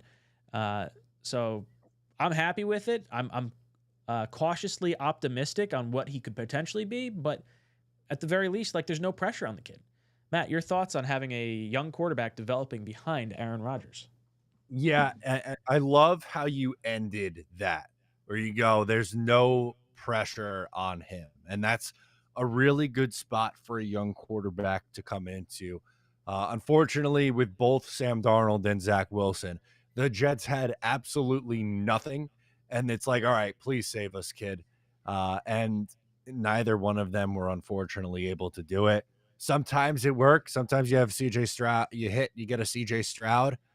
Other times you don't, and you end up with a Zach Wilson or a Sam Darnold. But getting to sit and with literally no pressure, because again, he's not even a first-round pick. So if the guy never ends up taking a regular season snap for the Jets, so be it. You tried on a fifth rounder, it didn't work out, whatever. But that's the most dangerous thing to me. Someone who doesn't have any expectations and could just go out and sling it. Green Bean, what about you? What do you think about a quarterback that can sit and learn from a star quarterback like Aaron Rodgers? I love it. I think it's smart, man. I mean, look, we've seen the Green Bay Packers do it. I mean, look, it's like since the new collective bargaining agreement where they got the rookie pay scales into play, you know what I mean, with the 5-year contracts and you know, the whole model switched to like building your team in that window while the quarterback has his rookie contract, right? That's kind of been the model. But it's hard, especially here. I think for the Jets, it's significantly harder than it is for maybe, you know, the Texans, let's just say. Not to say that Zach and CJ Stroud are the same person, but who knows? CJ Stroud comes here and he, you know, a couple bad games and Jets fans are hitting him in the head with water bottles and shit. You know, we're not easy. You know, we're not a patient batch of people. You know what I mean? So the media's all over you. You know, everything's kind of much more intense and everything. So it's a lot harder here. But I come from an era like I grew up in an era where you drafted a quarterback more times than not. He sat for a little while. He held a clipboard. You know, he earned his spot. Like they made sure he was ready. The idea of just drafting him and throwing him on the field, it wasn't nearly as prevalent as it is today. And I like that idea. And the Packers are really the only team still doing it that way. They've been doing it since 1994, I think it was, with the Brett Favre draft. You know, they started with Brett Favre. They drafted what's his name? I forget his name. Aaron Rodgers. While they still had Brett Favre playing at a high level, they did the same thing to Aaron Rodgers with Jordan Love. They let him sit for a couple years, and it's working for them. So I think there's some wisdom there. Now, we're not using a first-round pick on the quarterback, so it's not a star. But the truth is that without the injury, Jordan Travis isn't a fifth-round quarterback. So now whether or not he was a first round, whether or not the hubbub would have got him to leapfrog a guy like maybe Bo Nix, there's an argument that could have happened. So I don't know, you know, whether or not he could be labeled a star quarterback just yet because he is a fifth-round quarterback. At the same time, I think the model is still sound, and I like the idea of giving him that opportunity to learn behind a Hall of Famer and as our number two, just a nice grizzled vet that has a similar skill set to him. I think it's really a great scenario, much better, like Matt said, than the last two swings that we took. It's just, hey, kid, come on in here and save us. You know, they would say it at the draft every year. Will this be the savior of the Jets? It's like, oh, I hate as soon as they say that. I shudder because it's like it's so much harder to do it that way, especially for the Jets. So I like this much better. Knicks are up 6 with like 20 some odd seconds to go, I think. That's what it is. I'm like looking up above my computer, trying to pay attention. All right, let's go on to Quantez Stiggers. This one was a player that I obviously had no idea who this was. Unorthodox path to the NFL, but from what it seems like, high character guy, works out with Michael Carter II and Isaiah Oliver. So kind of nice, a little bit of a report with the Jet players that he's going to be sharing a locker room with. And look, this guy won, I think it was Rookie of the Year in Canadian Football League. I'm cool with an unorthodox way to look for talent. This is the type of round late in the draft. Upside is where you're going. You know, this may never work out. There might be a reason why, you know, he didn't go play collegiate football or something like that. But either way, I think this is a worthwhile swing. The guy seems to be able to possibly convert to a safety. I gave it a B. Matt, your thoughts? If the Jets were on Hard Knocks this year, this is the guy that they would absolutely love. This would be, you know, Tanzel Smart of 2024. An incredible story.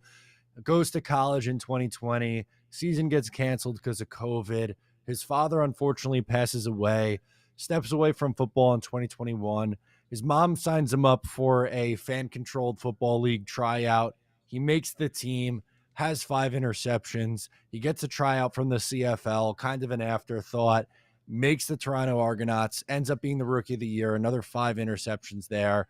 Can't just go to the NFL and sign, but also has not played a snap of college football. So, as you said, a really unique story. I give it a B. It's the patented Joe Douglas, Robert Saleh. We're going to take a day 3 corner and try to convert him to safety because he's athletic and has a nose for the ball, and we'll see if it works. Green Bean, your thoughts on Quantez Stiggers? I think the idea of a B is absurd from both of you guys. We don't even know who this fella is. So I love the story too. I believe that the Jets could have waited and got him as an undrafted free agent, but they drafted him because they wanted to give him that. You know what I mean? I believe that. And you could see it on their faces. I mean, our security guard was crying on the phone with them. I don't know what could have happened at the Jets facility to inspire such emotions. But to me, it's like, just like you said, for the same reasons. Hey, he looks like a hard worker.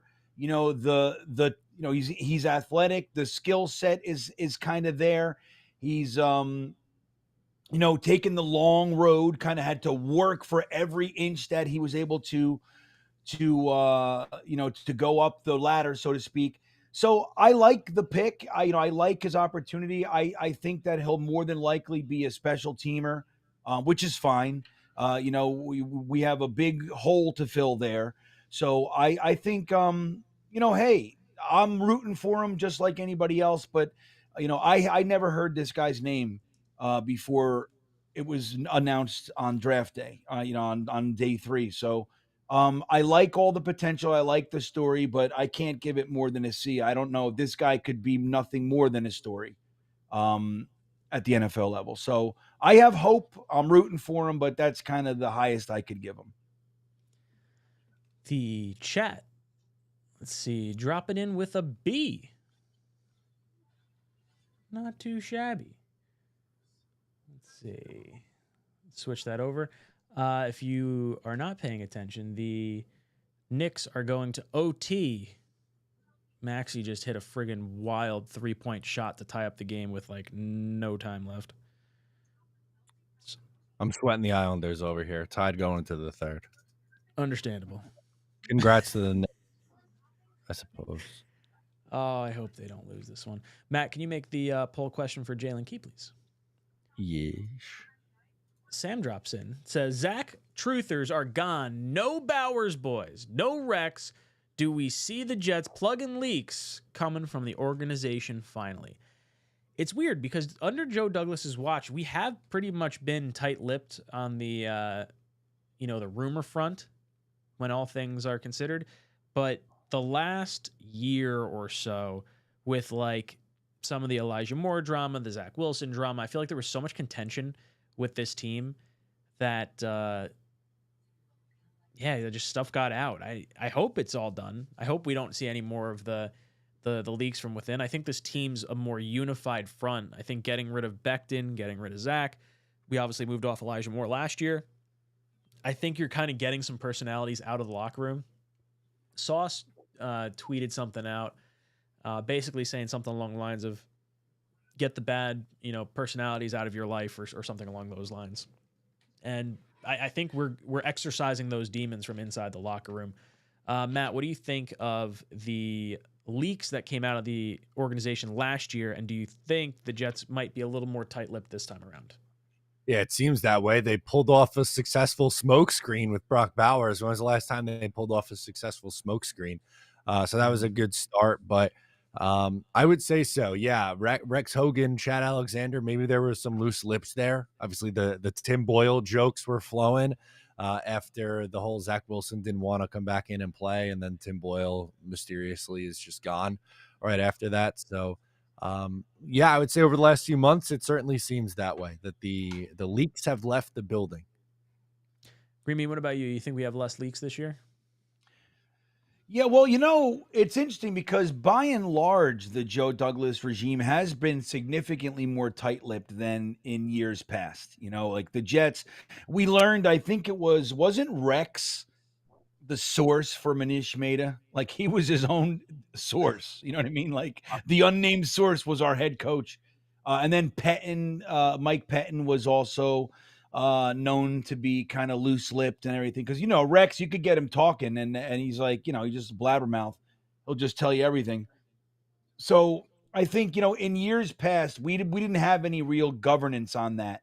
And I think Joe Douglas has done a significantly better job. But recently, you saw that kind of happen. The idea of, like they didn't seem interested in retaining Chad Alexander. You could have just bumped him up and given him the assistant GM job that, once you got rid of Rex Hogan, but they didn't do that. Now I don't know if that had anything to do with Chad Alexander. I like Chad Alexander. I thought he was good. But that could be something too. But Rex Hogan is rumored to be the leak. So them getting rid of him, it seems to have quieted down. Nobody knew anything. We didn't even know that JFM was given permission to seek a trade 3 weeks ago. We thought it came out of nowhere, and it's like, no, they've been doing this for 3 weeks. Nobody knew a damn thing. So I think that's a really good example. Like I think Matt said it about the Brock Bowers smokescreen. I think it's definitely different. But I will say that, Sam, the Zach Truthers being gone is going to be wonderful. All we got to do is when we play Denver, we got to kick the living shit out of him. Like if anybody knows what his weaknesses are, it's us. And if he's playing, ahead of Bo Nix against the Jets, and he does anything, we should be burned at the stake because we need to feast upon that boy. You know what I mean? We have the whole defense. You'd be like, oh, I've been waiting for this day. You know what I mean?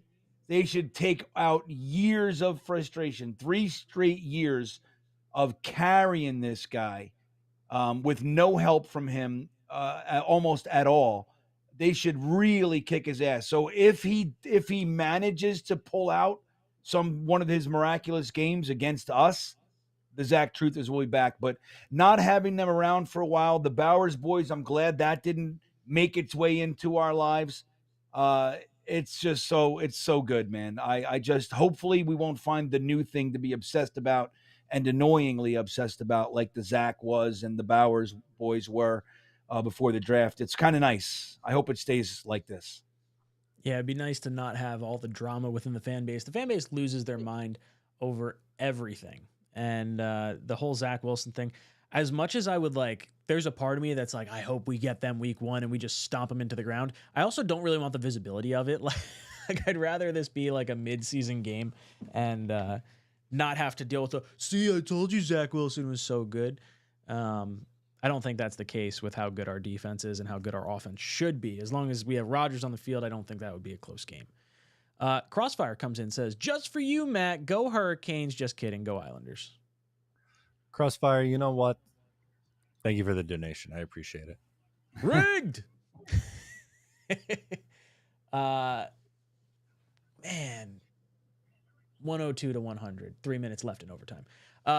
All right, let's pull up our final player here, Mr. Jalen Key. So I threw down a C for this pick, and Again, I don't know if it's so much for the player as much as it is for waiting this long to draft a safety. I think that might be more my irritation than anything else. I don't know. That's my thoughts on it. I should probably pull up what my comment was on this guy. Sounds like he's more of a box safety to be used around the line of scrimmage. Maybe a great fit on special teams. So these last three guys with Davis, Stiggers, and Key, with the way the rules have changed for the kickoff rule, maybe some of these guys are more dynamic special teams tacklers and, potential athletes that you can have on that unit. I do think the 11 guys on that, on the special teams unit are going to be far more important this year than we've seen in years past. I think we're going to see a lot more touchdowns. So guys that are sure tacklers that can lay a lick, going to be a little bit more critical this year. So Jalen Key, still give you a C. I wanted the safety earlier in the draft. Green Bean, your thoughts on Jalen Key? I'm right there with you, man. I mean, I like that we grabbed one, but it's, and again, he was good enough to go to Alabama the last year. He transferred over to Alabama, so that says something about him. I'm with you. I would have liked to have seen a safety earlier, and there were some nice ones floating around while we were dancing around, trading up and down all around, like those 2 6th-round picks that we ended up needing to use to jump up because we moved too far back for Jordan Travis. We could have used those on maybe, a significantly more hopeful safety. I'd have to look and see who was there, but look, I think it's a solid pick. It's a position that we need, in my opinion. So I don't mind the position. Again, the player seems talented, so I'm okay with it. But it's nothing more than a C for me. I just, it's hard to give it anything higher. But lower as well. I don't feel like it's, like what the hell is that? At least the position makes sense. So I'll give it a C. Matt, your thoughts on Jalen Key? They needed more safety depth, and it's the literal last pick in the draft, so I'm not going to go crazy on this one. I don't know.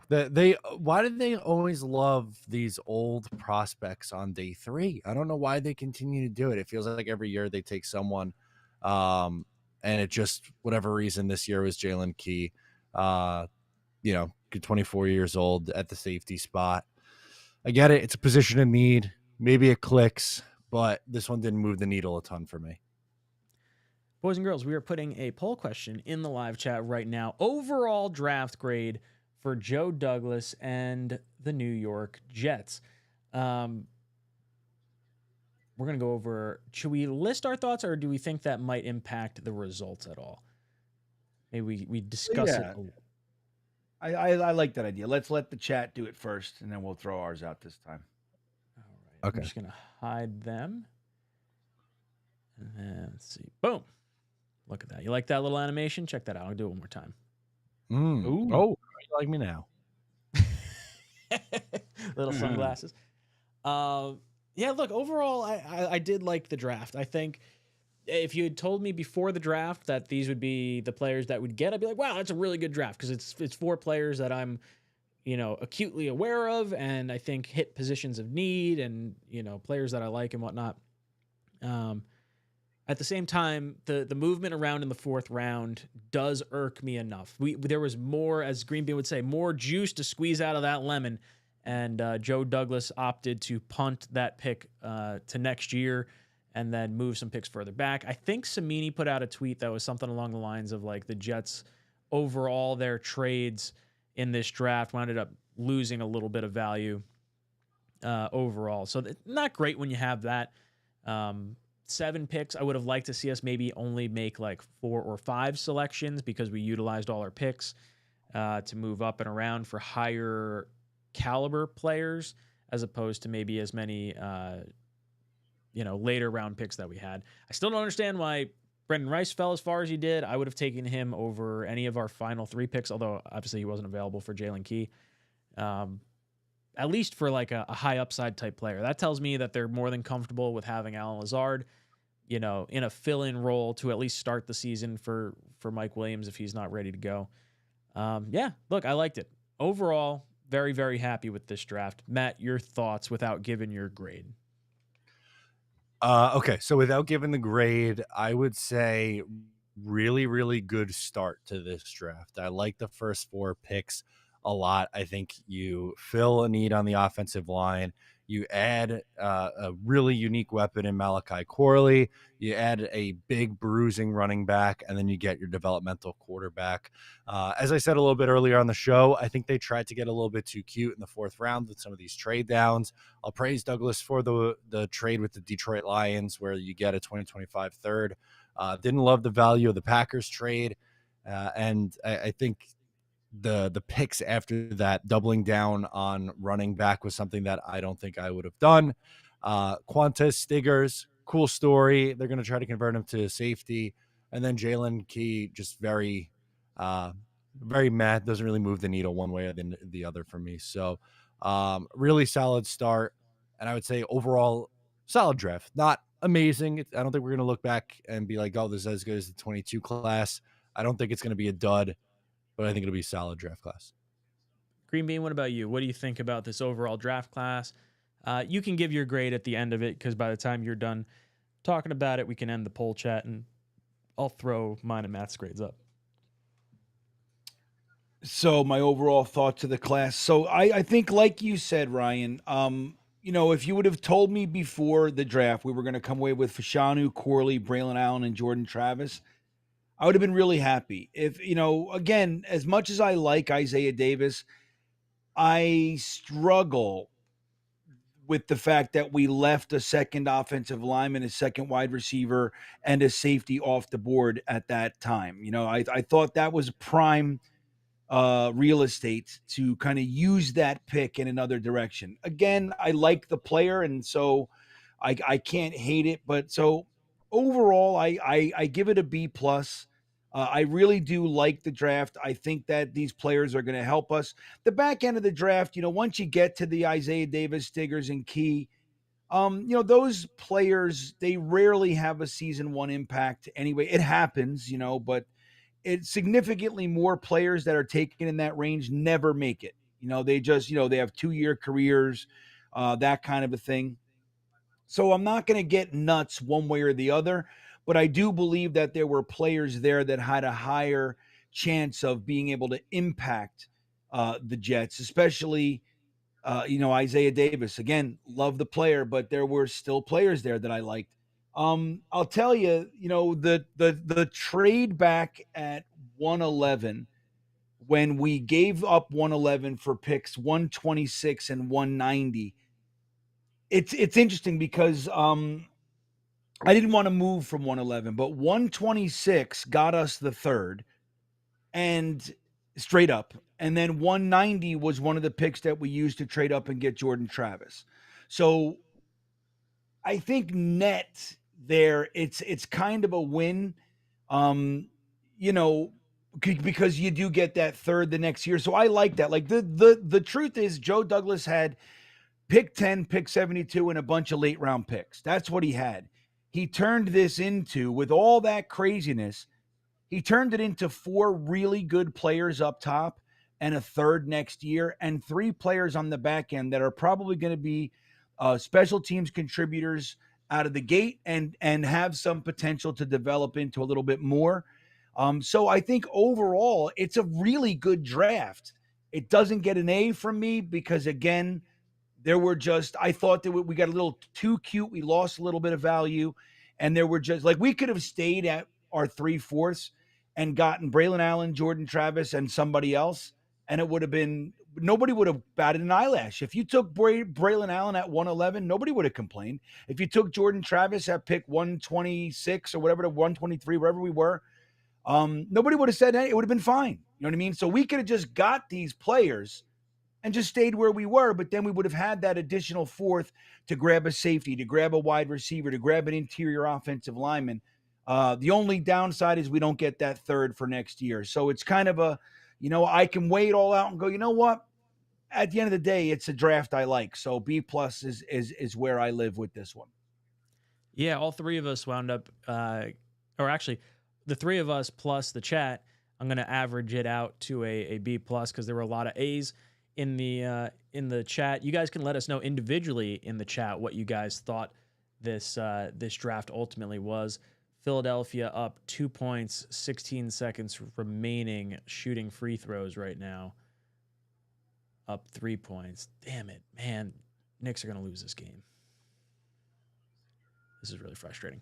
Let us know. Adam S. drops in. He says A minus.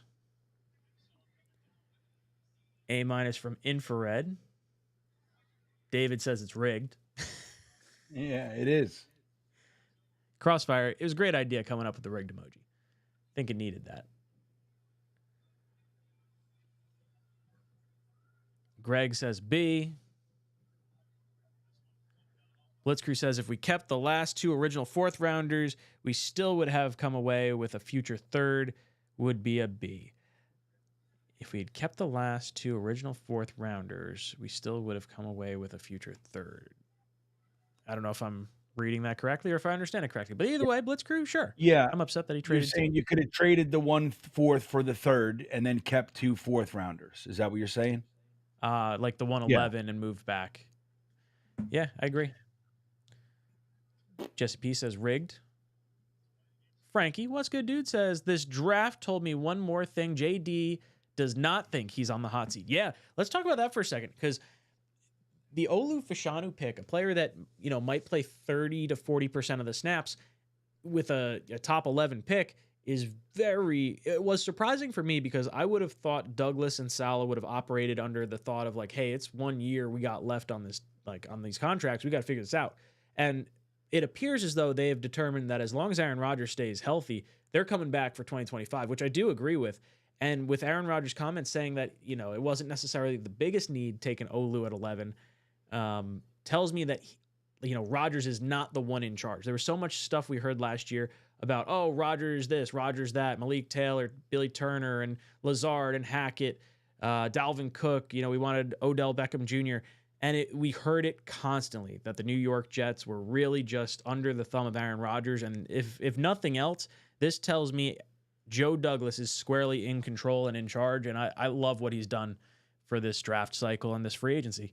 Matt, your thoughts on JD maybe not feeling as though he's on the hot seat? I think he's just sticking to his plan because he thinks he's going to be right. And, it's a really good roster. And if Aaron Rodgers stays healthy, then he is going to be proven right in 2024. I think, he had a plan in place. He saw how badly the offensive line burned him last year with all the injuries. He said that we're not going to make that same mistake again. So I don't necessarily blame him for going that route. It was I think he's done a mix of going for it like in this 2-year window while also building for the future. It's kind of been a little bit of both with the free agent signings and how he drafted. Green Bean, what do you think about JD maybe operating as though he's not on the hot seat? I think Matt nailed it. I don't think that he's focused on that one way or the other. I think he has a plan. He believes in the process that he employs. He learned it under Ozzie Newsome and what's his name from the Eagles. His name escapes me for the moment. Yeah, Harry Roseman.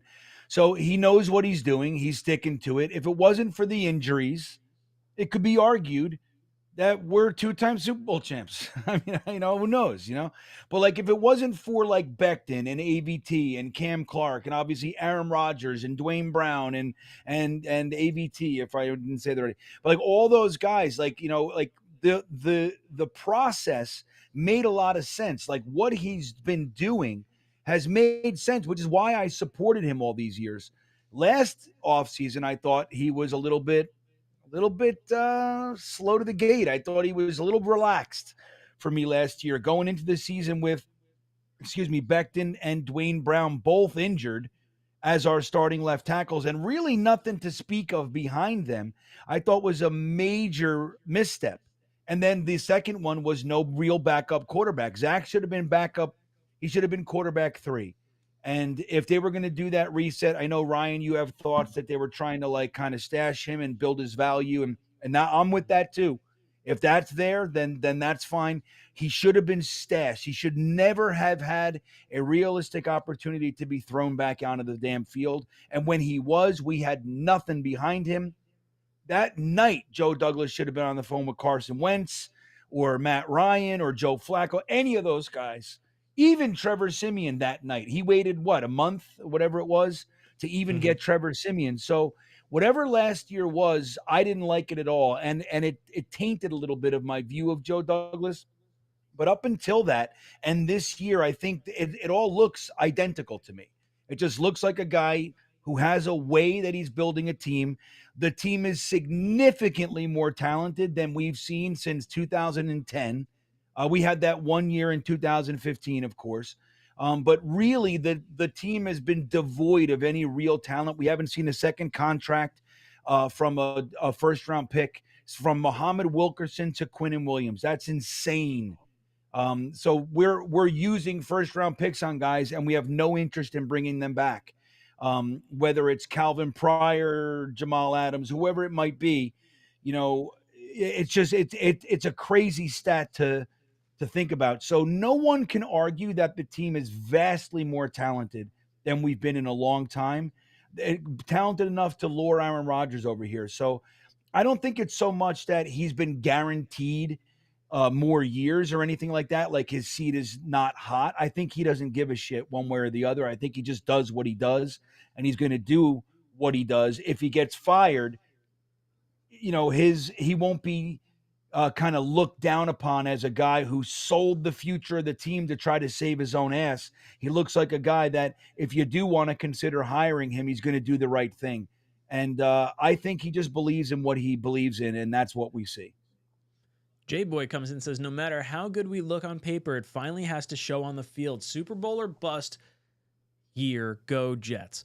Yeah, look, the Jets got to put up or shut up right now. Like, I expect the Jets to be one of the most dominant teams in the NFL this year. I think they would have been last year with Aaron Rodgers at the helm, and now you have an all-pro left tackle. You've added Mike Williams to the wide receiver core. You've added Morgan Moses as an upgrade over Mekhi Becton. Like, this team is drastically better and drastically deeper than it was last season. I don't think there's any team in the NFL that's going to see a leap quite as big as the Jets did. I mean, you just talk about going from Zach Wilson, who's like a historic all-time terrible quarterback, to one of the best quarterbacks we've ever seen play the game. And even if he's a shell of his former self, a top 20 quarterback is going to put the Jets in a really, really nice spot. Crossfire comes in, says, we should do a mid-season draft grade, redo this whole thing after week 8. We could do it during the bye week or around the trade deadline if we want to do that. I don't know if we've ever actually done report card grades before. But it would be nice to revisit this because it's hard to give grades right now. It's probably best if we were to give the grades on the 2021 draft because we're starting to exercise fifth-year options and see what all that stuff, how all that stuff played out. So maybe in a future episode we grade some previous drafts that have had a little bit more time to kind of develop and whatnot. Matt, could you head over to last week's video? Take a look at that. Boys and girls, hit that like button. We are almost at 200 likes. If we hit one more like in here, Green Bean's going to pick a whole bunch of winners. Well, no. I'm only picking one because they didn't get us there to the one in that time frame. Okay. They waited another hour and a half. That's true. All right. There's only one more. There. We got one. One like from that guy. It's all right. There's a few. When Richie was on with us, he heckled everyone, and we got up to 1,000 upvotes. That was crazy. That was awesome. We got 500 likes in in 5 minutes. We don't. Here we go. We're at 206. So I'll put 2 more in there for you guys because you guys are so nice. There we go. Let me know when you're ready, Bean. I'll start reading some names for you. All right, let me get this one. I can't do Curly Norman. He's come up a bunch tonight. All right, hold on. I already got you, buddy. Let's see here. And the winner is Sluggo. All right, Matt, I'm ready for you, and I'll do one at the end. Okay. You got Titan Shifter. Hold on. Titan what? Shifter. All right. I'm gonna let this go right here. I didn't update my scenes to be able to match what's on the spin wheel. So you guys discuss that. I'll start editing on the back end. Andrew Grzanka.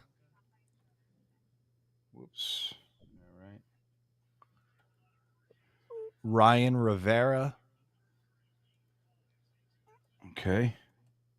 Nets 2334.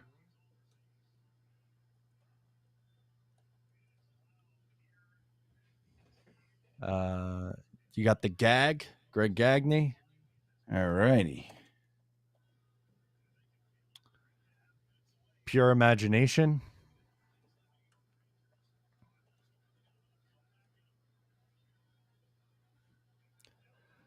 Peter from Hudson Valley.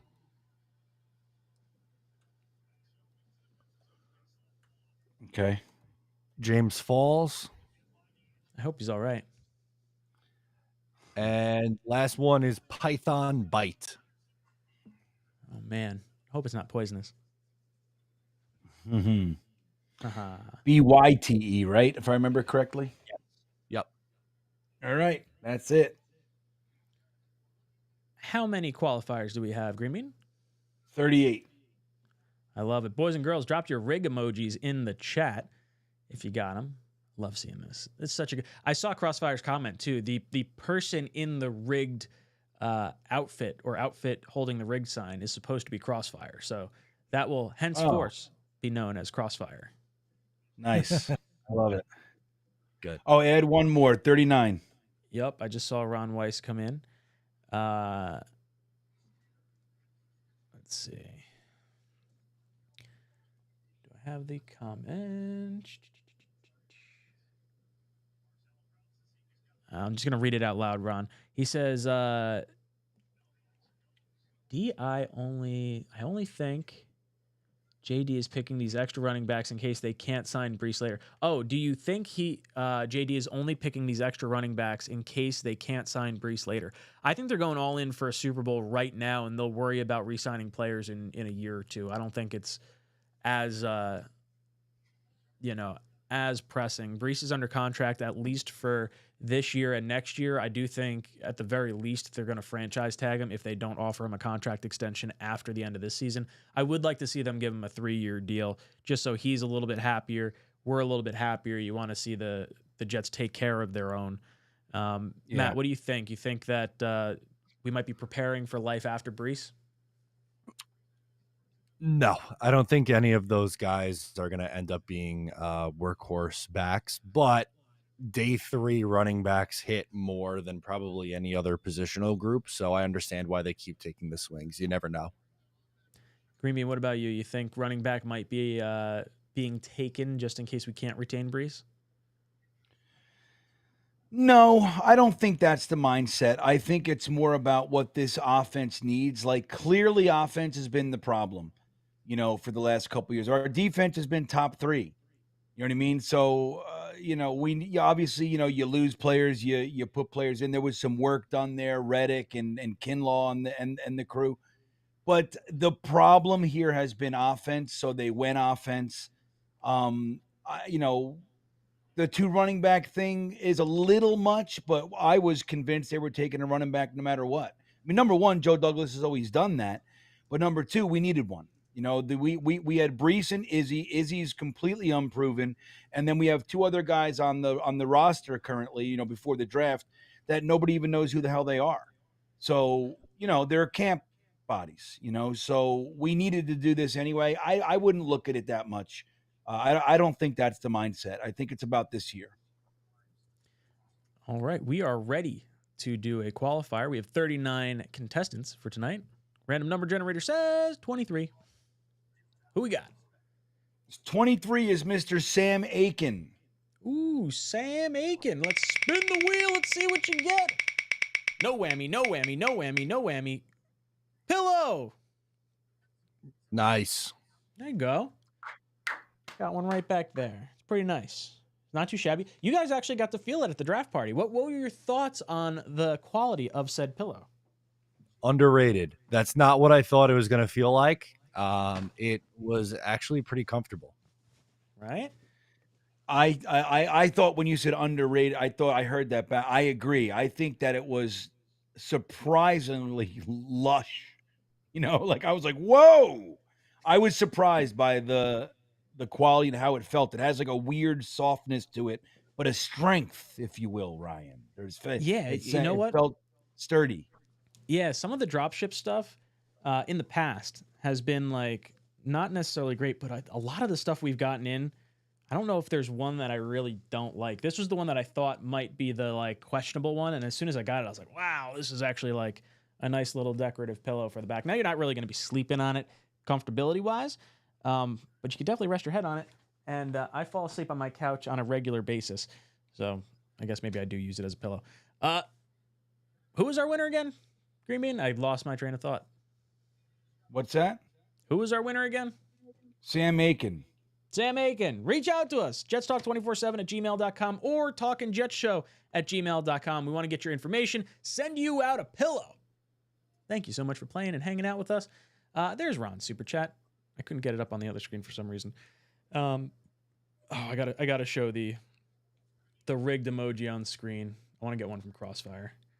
Look at that. It's so good. It's so tiny. I wish you could make emojis bigger, but we know what it says. It says rigged. It does. All right. Boys and girls, let's go around our panel and give our closing thoughts. Green Bean. Let's see. I'm wiped out, everybody. What are we going to talk about? We've got to get into our undrafted free agents. We got to really do some deep diving and deconstruct those fellas, see who we think can be the next Bryce Huff or the next Tony Adams kind of a guy. So, I don't know, man. We'll be together, Tigo and I, tomorrow night at 8 p.m. right here on Talkin' Jets. Thursday, thick of it on Green Bean Jets Fan. I hope you guys will stick with us and hang out through the offseason, man. We got to keep the fire burning. And there's still, there's a camaraderie that I will miss. So I hope you guys will hang out. Before I head over to Matt, Crossfire said, oh, yeah, I should show the one that I sent him in the email. This is actually what the emoji looks like if you were to blow it up. So there, bam. That's Crossfire with his mustache and beard and just yelling rigged at us. Thank you, Crossfire. O'Leary, closing thoughts. Really fun time this past weekend, boys. Spent a lot of time together, but it was a blast as always. And just because the NFL draft has come and gone, we still have a lot of things to discuss. Mini camp will be here before you know it. OTAs, you'll blink, and next thing you know, they're reporting for training camp. So we're not going anywhere. Boys and girls, thank you so much for hanging out with us for all 3 days of the NFL draft. It's been a blast hanging out with you guys. We have more content coming throughout the rest of the summer. Dom C and I will be breaking down each one of our draft prospects film review during Talkin' Jets Draft on Mondays at 8 o'clock. So looking forward to that. And we hope you like to hang out with us because we have so many topics that we can cover. It seems like the NFL season just consistently goes, even throughout the offseason. There's always some kind of news that we're going to be talking about. So we'll be here if you want to hang out. Open discussion forum, Jets discussions, hypotheticals, food, sounds, awkward jokes, things like that. We're here for it all. Boys and girls, thank you so much for hanging out with us. We are going to leave you with our reactions one more time from the NFL draft. From the crowd, you got the crowd.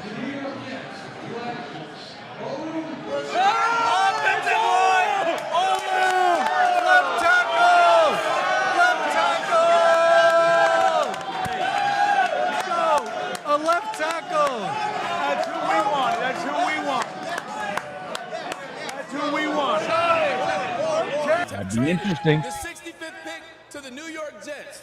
With the 65th pick in the 2024 draft, the New York Jets select 𝐿𝐿𝐿𝐿𝐿𝐿𝐿. Yeah! Wow! Let's go! Yeah! Let's go! I love it! From sunny Dublin, Ireland, I'm thrilled to announce that with the 134th pick in the 2024 NFL Draft, the New York Jets select Braylon Allen. Oh, yeah! Let's go! Well done. Let's go! Well done. Yeah! Let's well All right. With the 171st pick in the 2024 NFL Draft, the New York Jets select Jordan Travis, quarterback. Wow! All right, yeah. Okay. They're showing. You think they're gonna announce it again or no? I don't know. I mean, if they showed, pick us in. Oh, it's a running back, Isaiah Davis, special teams guy. Wait, what? It just flashed on the screen. Yeah, well, I was joking. The Jets I did? think it's special teams. Yeah, Isaiah Davis. That was the other They running just- back I liked. So there you go. We got Isaiah Davis. Are you fucking kidding me? Quantez Stiggers. Cornerback. Ooh, this draft sucks. With the 257th pick in the 2024 NFL Draft, the New York Jets select Jalen Key, a defensive back from Alabama. All right. They love their defensive back. 𝐀𝐮𝐫𝐚. I got to be honest with you, I didn't watch much 𝐀𝐮𝐫𝐚.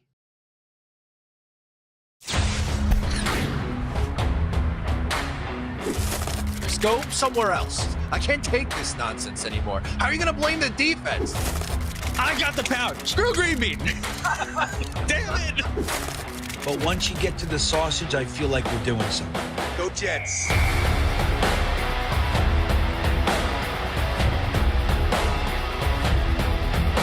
And that's the other part of it, is that people are insanely jealous of this show. This show gets the best of the best, and it does it a different way, with positivity. He scores! Ow, my head! No, come on. What would you give up to see a Jets Super Bowl? All of my friends and family. Hit those milk thumbs, boys and girls. Freeze run. Hold on to your underwear, ladies, and stand by, bitches. It's now time for Talkin' Jets with your hosts, Matt, Ryan, and Green Bean. Jets!